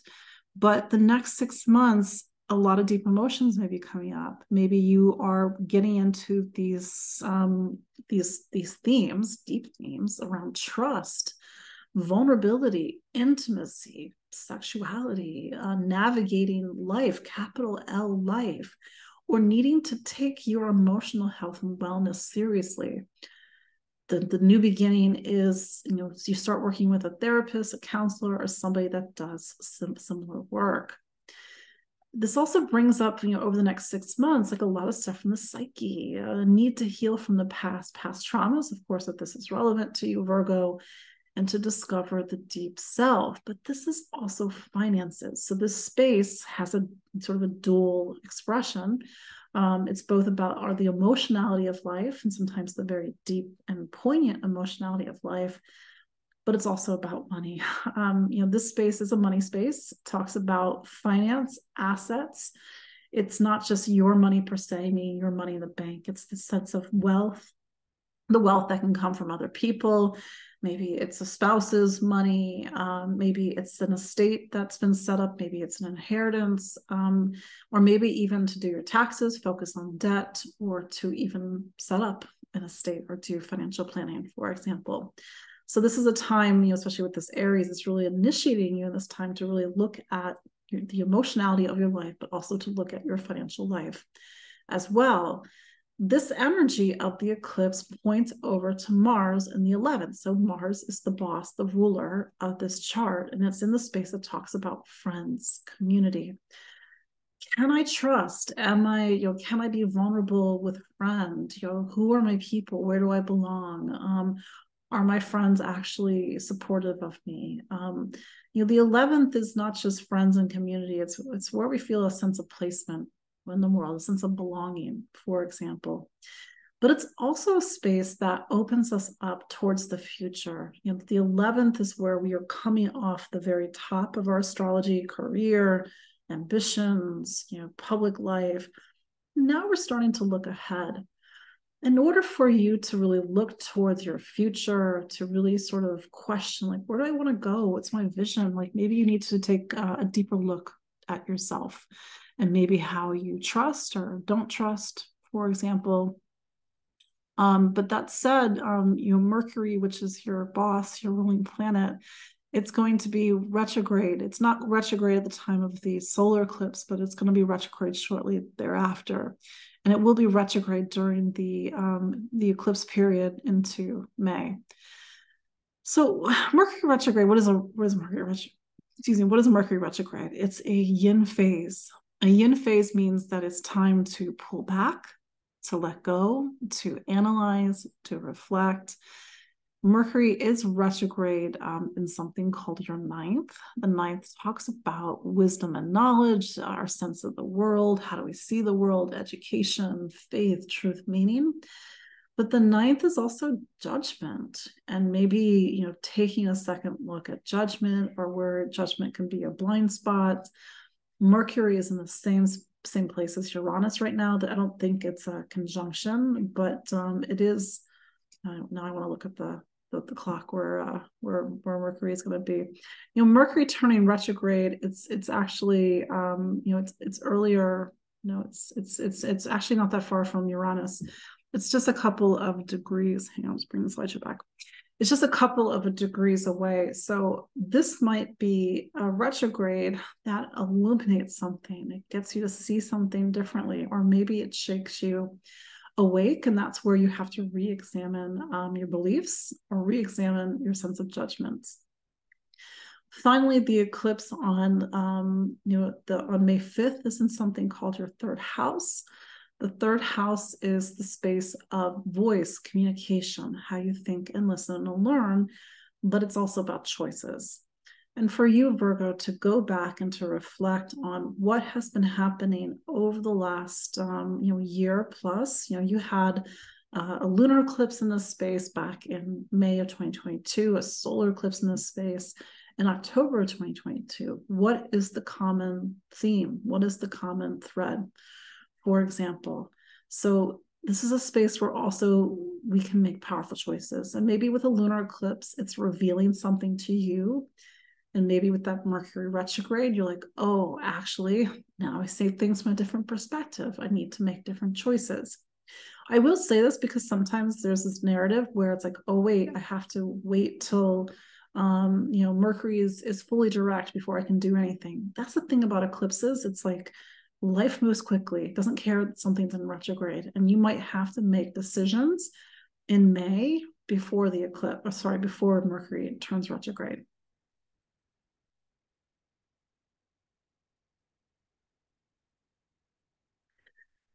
Libra and Libra rising. So this is going to be something called a 7th house and 2nd house eclipse. Mars is going to be in your 10th, Venus is in the 9th. Venus is your planet, your boss. So this is a dynamic eclipse for you. Why? Because Aries is your relationship sign. That's what your 7th house is. This is not going to be a quiet time in your life, and likely not a quiet time in your life going into even into the end of 2024, beginning of 2025. There's a lot of different possible scenarios. So this is why I say, this is not one size fits all astrology. Over the next 6 months, there's some new beginning in your partnership. You could be single, and maybe you're like, I don't want to date or whatever. And you meet somebody, it's an eclipse out of the blue, like suddenly. Maybe you're in a current relationship and things aren't going well. The eclipse sort of does the deed for you. You've sort of been on the fence, and then the eclipse sort of comes in and it makes something happen. That's how eclipses work. Maybe it's not about an existing relationship. It's about how do you connect, interact, and socialize with people in general. Like maybe, sometimes you're too accommodating, or maybe you're not accommodating enough. And with the eclipse in Aries, it's really taking the focus on the needs of other people in your life. Maybe you're in an existing relationship, and now your partner, like there's a lot going on in your partner's life. So it's not about you, it could be about your partner. The energy, and let me just take a step back for a moment, and this is to really see excuse me, how the story plays out over the next few years, because sometimes this is the start of the story, and we have to wait till, in this case, the end of 2024, beginning of 2025 to see the resolution of the story. Sometimes it's that literal, sometimes not, but that's just information for you. What was I going to say? So the energy of this eclipse points towards Mars in Cancer. So Mars for Cancer for you is something called your 10th. The 10th is about career. And so this is sort of, whether it's literally about like these sort of bigger points in your life, partner, career.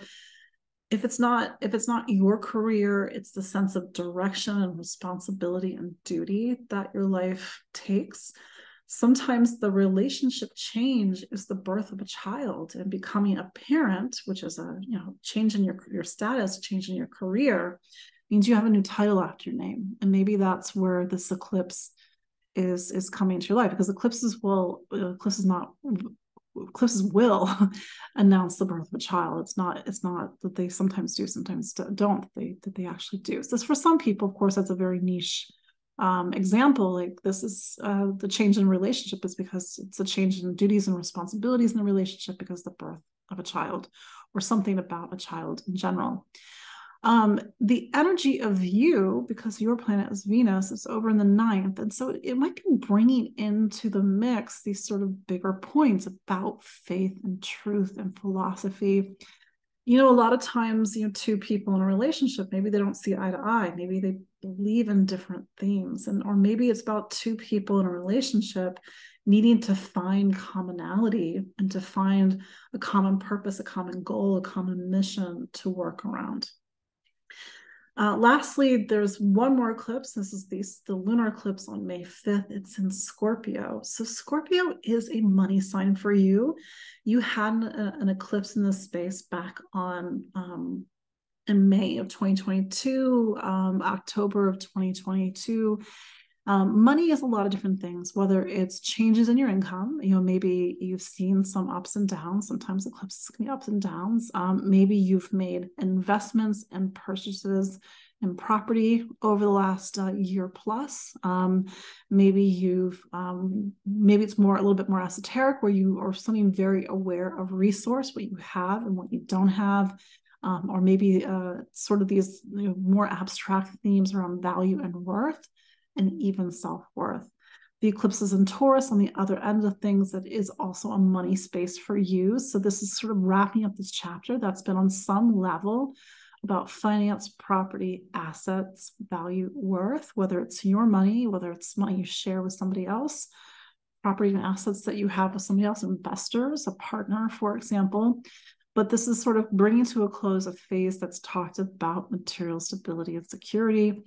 And maybe with that last eclipse on May 5th, that really talks about needing to either make a change in your career, or get paid more money in your career, or take on more duties and responsibilities in your career that really talk and lend itself to material stability and security in your life.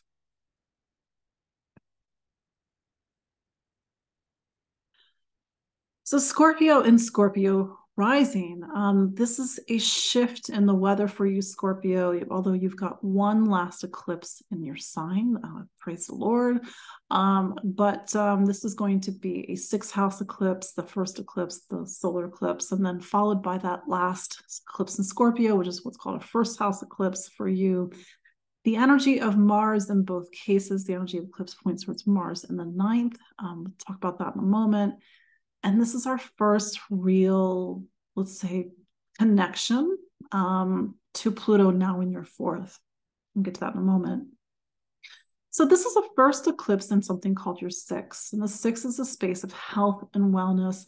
It's systems. The 6th is one of the most real world human spaces in our astrology. What does that mean? Like, the stuff that we have to do on a day-to-day level.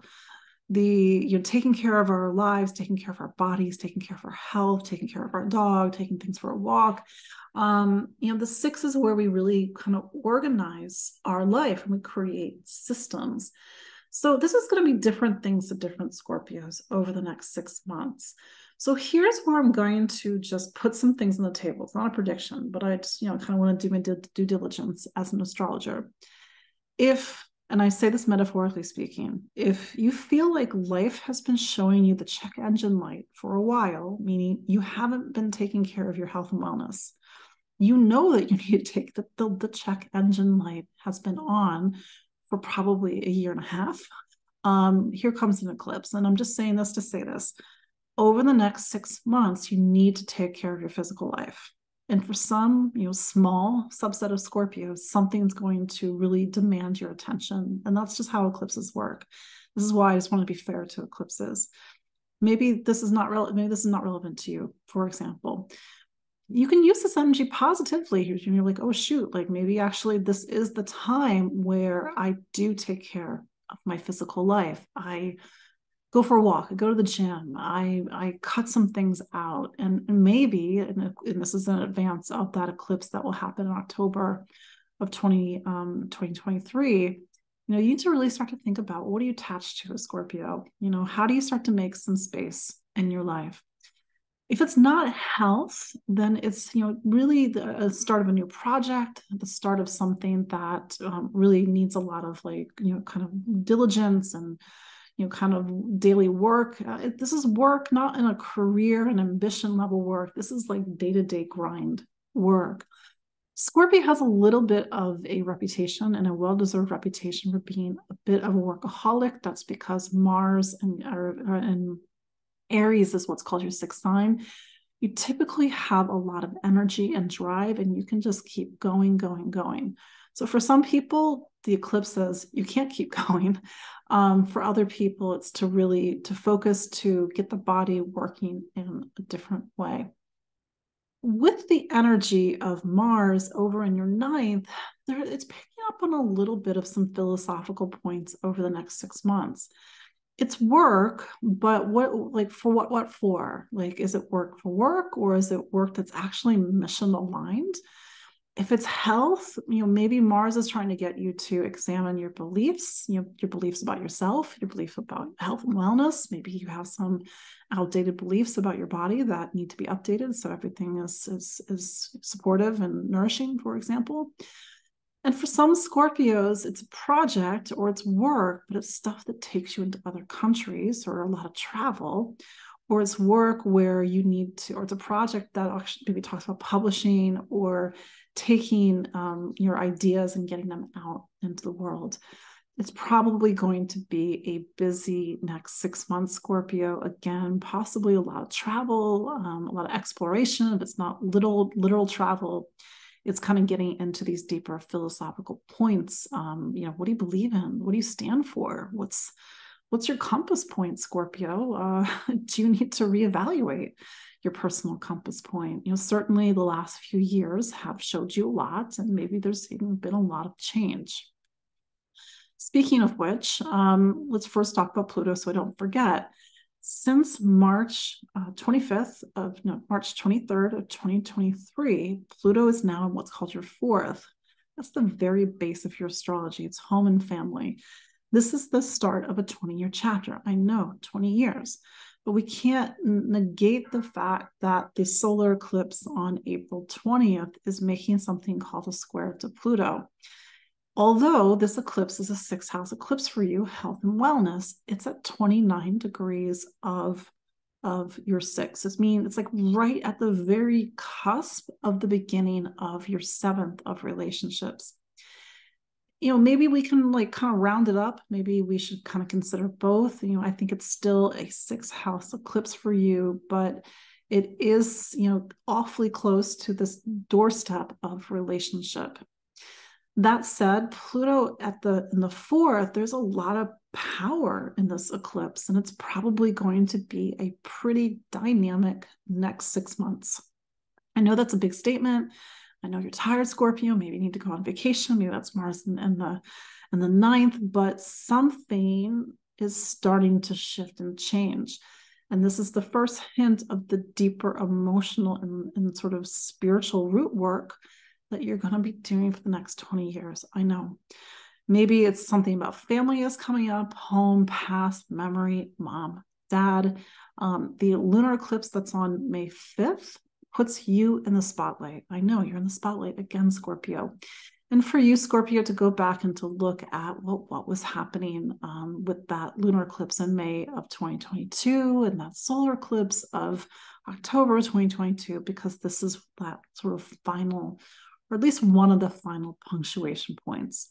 If your birthday is around the middle of the sign, if you're born, gosh, I can't remember the date, but if you're sort of around that 14, 15 degrees of Scorpio, like this is a big eclipse. It puts you in the spotlight, and life might get a little loud, Scorpio, in May, certainly once Jupiter gets in a Taurus on May 16th. But this is for you to know that this is that last big oomph in your life, and maybe it's sort of reshaping and preparing you for a lot of the sort of like organizational changes that are going to start to happen as you go into the rest of 2023 and 2024.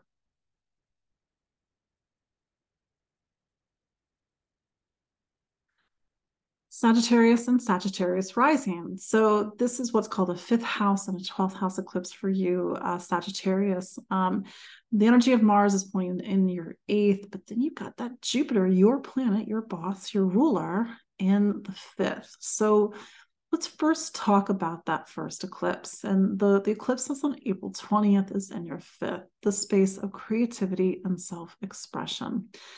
This is bringing the energy of fire into your life. And Sagittarius, you are a fire sign. Fire is what lights you up, gives you passion. And you're in Sagittarius, you're the type of fire that really needs to feel a sense of mission, purpose, and meaning. If you have been low on fire, here comes an eclipse, and it's trying to get you to relight the fire. And certainly over the next 6 months, to focus on the things that actually nourish you, they light you up, they give you a sense of passion.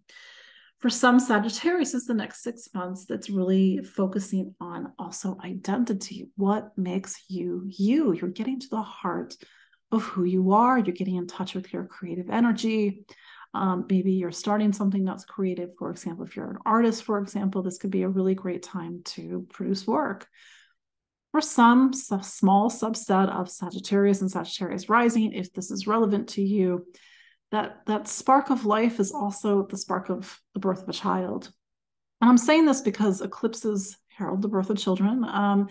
This eclipse and certainly the eclipses into 2024, maybe you are thinking about getting pregnant. Maybe you're thinking about starting a family, or maybe even thinking about doing it on your own. But nevertheless, this is a time where pregnancy is highlighted. Again, this is not going to be relevant to everybody. However, I'm going to tell you a story. I have a client, and she's not that much older or she's a couple years younger than me. I'm 44. And she had an eclipse in her 5th. And I was like, hey, do you want more children? She's like, no, I'm 42. Why would I want more children? I was like, okay, as long as the oven still works and here's an eclipse, just, what to do. Long story short, she got pregnant. And even longer story short, she has the baby. She became a mother again at I think 43.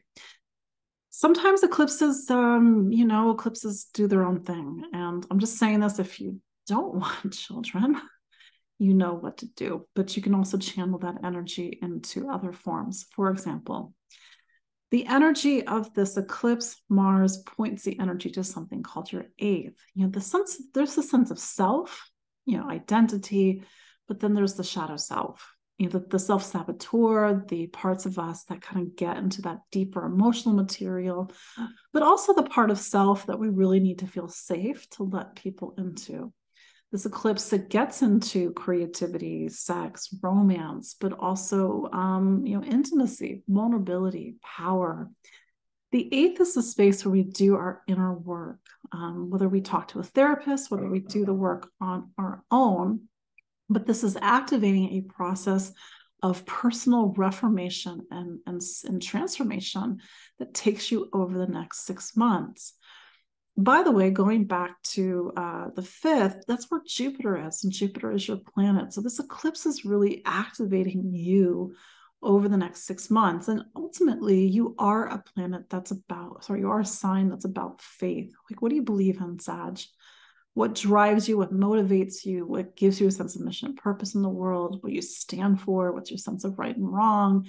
And that also might be in the mix. And maybe also that creative energy, that sense of self is where you need to really express that sense of conviction, faith, and truth. Mercury will be retrograde, not at the time of the solar eclipse, but it will be retrograde during the eclipse period. And Mercury is a major player in your astrology. It rules your career and it rules relationships. So this might mean that these two areas, career and relationship, need your review. Mercury is retrograde in your 6th in Taurus. It's not that far off from Uranus. So this might bring something to light or shake something up around the retrograde on April 21st. This is going to play out into May, and maybe if something is happening, you have to sort of see it play through into the first few weeks of May, for example. But it's just sort of a side note that I wanted to make sure that I activated, that I talked about. So that final eclipse in Scorpio, it's in your 12th. And to be fair, you had an eclipse, you had eclipses in your 12th, the lunar eclipse of May of 2022 and the solar eclipse of October of 2022. The 12th in your astrology, Scorpio is your 12th. It talks about endings. It's the last sign in your personal zodiac. When you get to the 12th, you leave behind the physical world and you focus on the spiritual world. And for some Sagittariuses, this has been an inner examination of faith and truth. The 12th is where faith is not the faith of religion or the faith of a book. It's the faith that has to be revealed deep inside of us. And maybe there's been a lot of questioning about what you believe in, what you stand for. Maybe for some of you, like the past year, it's been behind the scenes. It's been quiet. Maybe you've seen things that leave your life. Maybe you've needed to recuperate. And to do a lot of deep work. Again, this is the last eclipse, and it does point towards Mars in the 8th. There's sort of like a deeper emotional point that's being activated with this eclipse on May 5th. It's a pretty dynamic and powerful eclipse. For you, Sagittarius, since 2018, 2019, Uranus has been in your 6th. This has been about shifting. A lot of your life physically looks different than it did back in 2018 and 2019. Maybe this is about kind of people coming in and out of your life, or further changes in what your day-to-day life looks like. But we're also looking about health and wellness and sort of the things that you hold on to, and sometimes a little bit too tightly, but also needing to make space for something new, like new life, like a baby, whether that's literal or metaphorical. Making space for new life to come into your life by really letting go of something old and from the past.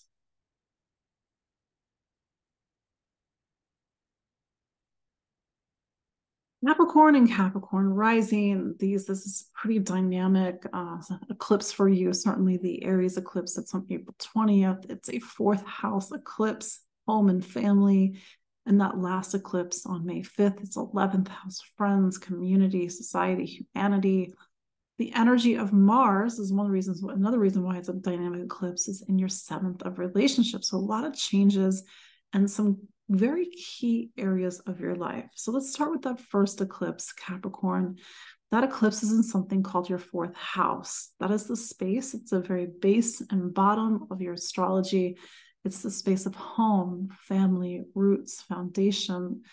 It supports your whole life. And as you can imagine, Capricorn, we need home and family. You're a human being, and without it, we don't have a sense of anchorage in our life.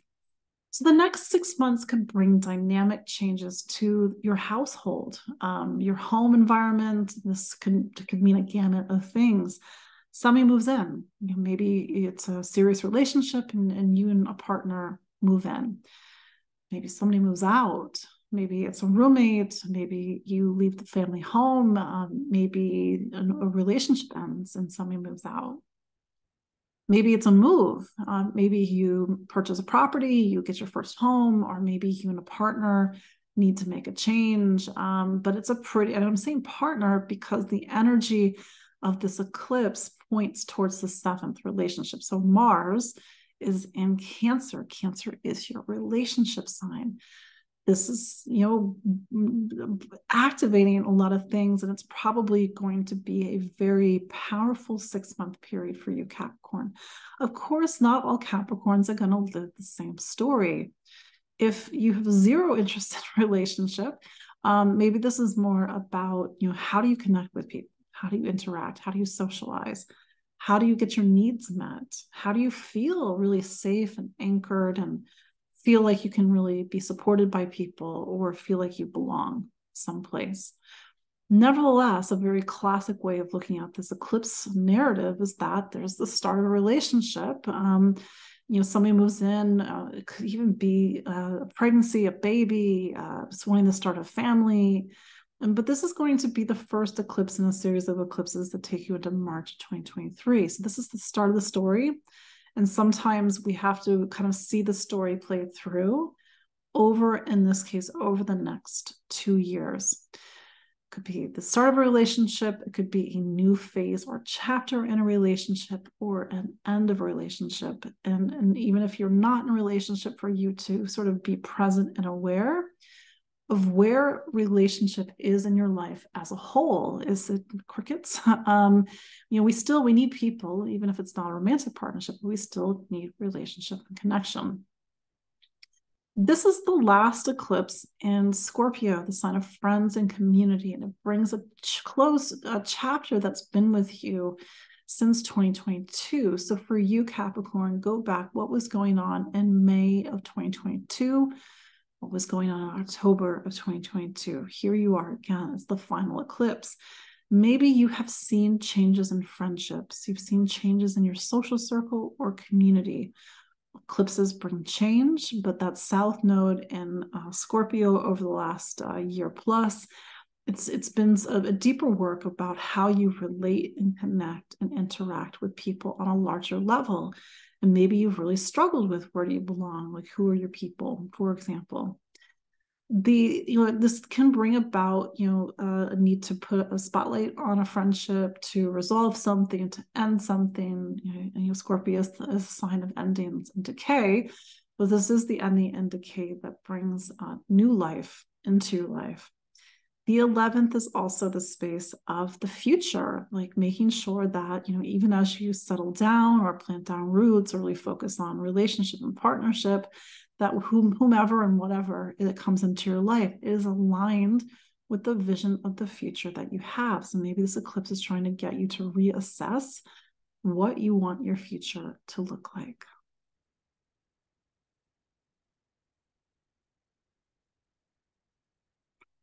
Aquarius and Aquarius rising. So this is a 3rd house and 10th house eclipse. It's that 10th house eclipse that's pretty dynamic. We'll get to that in a moment.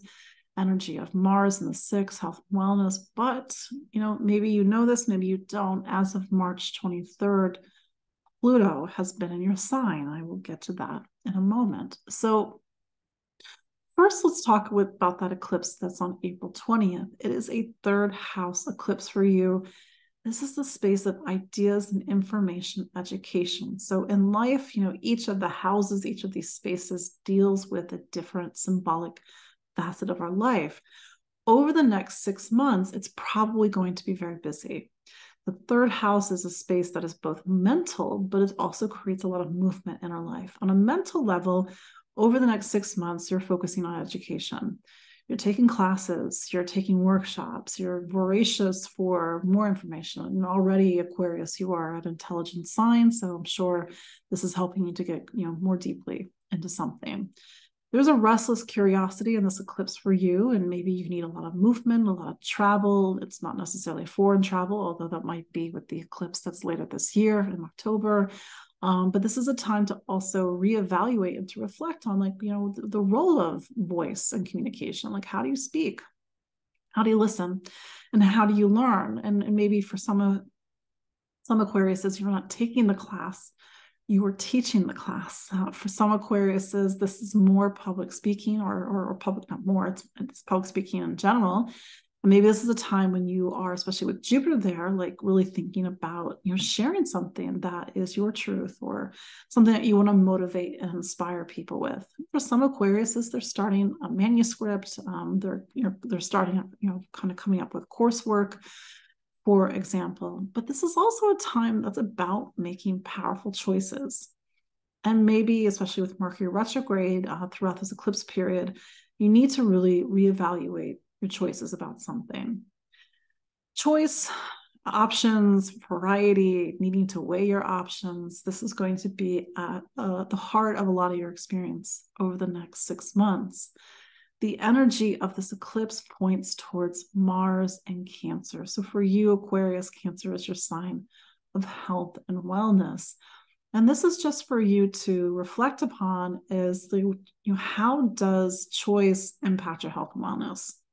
If it's not health and wellness, it's sort of this sense of, learning, education, information, writing, communication, but also projects. There's a sense of projects with the 6, which is where Mars is. But also like maybe it's a lot of movement and movement to help, movement to serve your community. Typically Aquarius can be a very community-minded sign, for example. If and only if there's an existing health challenge, I just want to kind of put my traditional astrologer hat on for a moment and just highlight that Mars is being activated. So it may mean that this eclipse is bringing up something about that pre-existing health challenge that is either forcing you to sort of consider a lot of different options, make powerful choices, for example.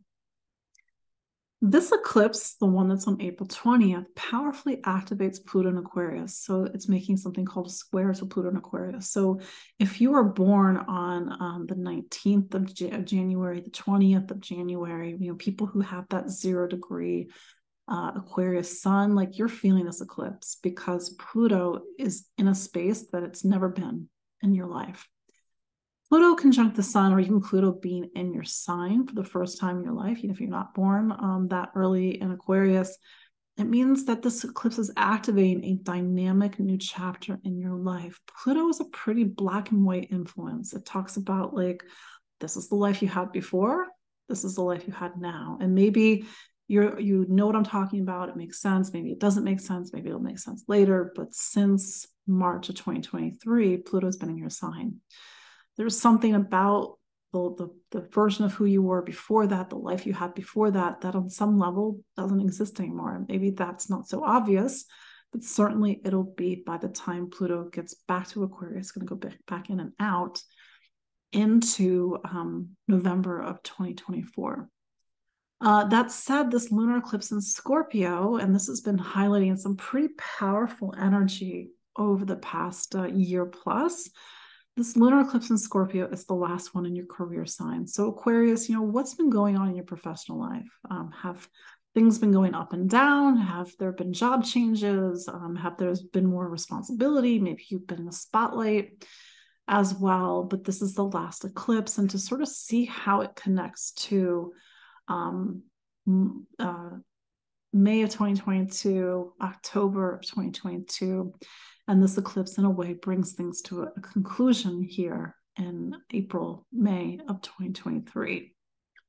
This eclipse is activating Uranus and Taurus, and Uranus has been in your sign of home and family since 2018, 2019, but in particular 2021 and 2. You either saw a lot of changes in your home environment, you made a major move, changes in the household, somebody moves in, somebody moves out, but even like feeling like the sort of the psychic foundation of your life has been, shaking about. I'm just highlighting this because this lunar eclipse on May 5th, it's almost exactly opposite Uranus. So this is shifting and shaking that sort of deeper axis in your chart, home and family, where you belong, where you planted. And maybe you know what I'm talking about because you've already been sensing it, but this is an eclipse, the one on May 5th. It's an eclipse to watch, Aquarius, and to see what is the story that starts to reveal itself. Finally, Pisces and Pisces rising. Here we are, like 2 hours, 18 minutes. Oh, wait, what happened? There we go. Pisces and Pisces rising. So this is a second house and ninth house eclipse. So this is really kind of activating money, income, but also sort of wrapping up these larger questions around faith and truth and meaning. The energy of Mars points towards fifth, which is about really bringing the energy of creativity over the next 6 months. So with this first eclipse on April 20th, it's again a second house eclipse. So this is an eclipse that's opening up a chapter, a 6-month chapter, but really that's something that takes you into the beginning of 2025 that puts the focus on money and income. There's a lot of different ways in which we can look at this. And this, of course, is going to mean different things to different Pisces and Pisces risings. Number one, let's take into account that Jupiter, which is your boss, your ruler, it's also in the second. It's been in the second since December of 2022. So you're already in a time in your life where you're sort of more aware of your material needs. For one Pisces, it's maybe kind of bringing up a lot of anxiety or like kind of deeper stuff around money and income. For another Pisces, they've been working harder, maybe they're making more income. For another Pisces, it's about gathering a sense of resource, more resource in your life. And for another Pisces, it's maybe getting into sort of the philosophical points around money and income. Like, why do I, do I want to earn a living this way? Or do I want to earn a living in a way that actually aligns more with my values? For some Pisces, Jupiter in this space maybe has been a windfall. Maybe you've seen an increase of money or resource coming into you, or maybe it's been more spending. But the second house is a space where it's also property. It's the things that we own. Maybe you are making investments, buying things, buying property, buying a home over the next 6 to 12 months. But it's also getting into these larger questions about value and worth. The energy of this eclipse points towards Mars, and that energy is over in something called your fifth. So making sure that money and income and material stability and security align with who you are. The fifth is a place of self-expression, identity. It's not about necessarily the philosophical core of who you are, but it's about, having more fun, more joy. And maybe you're looking at money and income or resource as a way to allow you to do the things that actually give you life, light you up, give you pleasure, give you joy. And so creativity and self-expression, identity is going to be on some level a bigger part of the next 6 months. And for some Pisces, maybe that sense of money and income and like needing to really, focus on the things, taking care of things is because there's a child, and now you need to make sure that there's resource to take care of a child, for example. Mercury will be retrograde during this eclipse period. It's not retrograde at the time of the first eclipse, but it is retrograde shortly thereafter and then into the middle of May. So Mercury for you is your planet that talks about home and family, but also talks about relationships. And so it might be a story that is either parallel or actually rather intimately entwined with what's going on in your life. So needing to look at relationships, Mercury is going to be in Taurus. And for you, Pisces, Taurus is your sign of choice, sort of like reevaluating a relationship or reevaluating something about home and family in the past. If you are, making a purchase, and I'm pretty loosey-goosey when it comes to Mercury retrograde, but maybe you just want to wait till Mercury turns direct in the middle of May to kind of give you some space to really do some thinking, some searching, and some reevaluating about, what truly is of value for you, your home environment, your family, but also for a relationship. This last eclipse in Scorpio on May 5th, it sort of brings to a close this chapter that talks about sort of these larger philosophical themes that govern your life. The ninth, which is where Scorpio is, it opens up your eyes to the world. Pisces in theory, like you are what's called Jupiter ruled. Jupiter's your boss. You are more open up to the world, although it's more spiritual in nature when it comes to Pisces. Nevertheless, this is an eclipse that's been trying to get you, and whether it's the eclipse that was back in May of 2022 or the solar eclipse that was back in October 2022, into some more of the philosophical heart of your life. What do you believe in? What do you stand for? What do you think is true?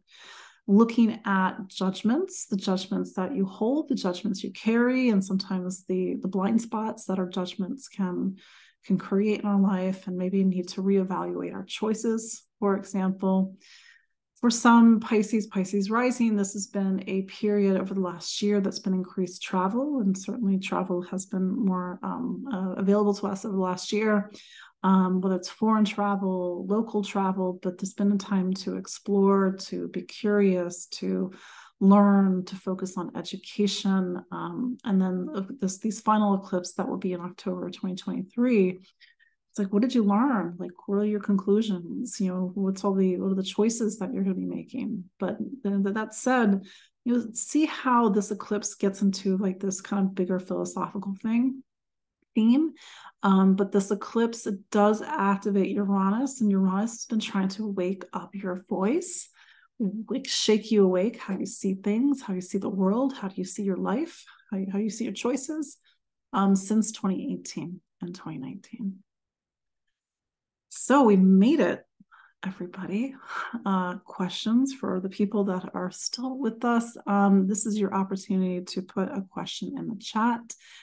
Even if you don't have a question, you can always just put something in the chat, and no pressure. Maybe you're good, but yeah. So that has been your 2.5 hour look, almost on schedule. 2.5 hour look at what this eclipse season not only the eclipse season means for you, but how this is going to play out potentially over the next 6 months. Eclipses, they aren't just this static moment in time. They're not ephemeral, and they are ephemeral, but they're not ephemeral in the sense that they happen in April and May and then they magically disappear. They're with us. They are sort of a seed of time and energy that continues to play out at key moments. So for you to, what is the story that's coming up right now? Like, how are we starting to see the eclipses come into focus a month from now, when we go into the next lunar month at the end of May? What's coming about at the end of June and early July, when the sun is in Cancer and we sort of start to hit the midpoint of those eclipses? Where's Pluto in all of this? How do we really feel a lot of strong psychic energy start to shift and move things over the next 6 months? Regardless, because this is a solar eclipse, I'll answer your question in a moment. This is a solar eclipse in Aries. We have to really take the lead. We have to really find our drive and power and initiation and our individuation over the next 6 months. But with Chiron in the mix, although I didn't kind of put a lot of focus on this because it's just all moving parts, like we might have to really face some deeper story or story from the past, where we sometimes have some fear about, going after what we want, or standing on our 2 feet, or really standing in our Mars. And Mars is our power, for example. Lauren, wait, sorry, there was another question. So Ari, the recording should be up in probably the next hour. It takes a little bit for the whole thingy duty to get processed by the video encoder. Certainly, by first thing next morning. It's kind of late Eastern time. But yeah, you can go back and listen to it. Check it in, maybe in a few hours, couple hours. Not sure what time zone you're in. Thank you, Lauren. Lots to think about. And Laura, I appreciate you all, and I appreciate your feedback and your kind words. So one Scorpio to another, we're gonna make it. We're gonna make it somehow. But that's the thing about Scorpio, can't keep us down. We keep coming back. So anyway, that is your look, unless there's any other questions. And for those that are watching on the replay, I thank you very much, and for continuing to support my work. And for those that are my clients, I also appreciate you all, because these are some familiar faces here on the live webinar. And until the next time, take care. Good night. Bye-bye.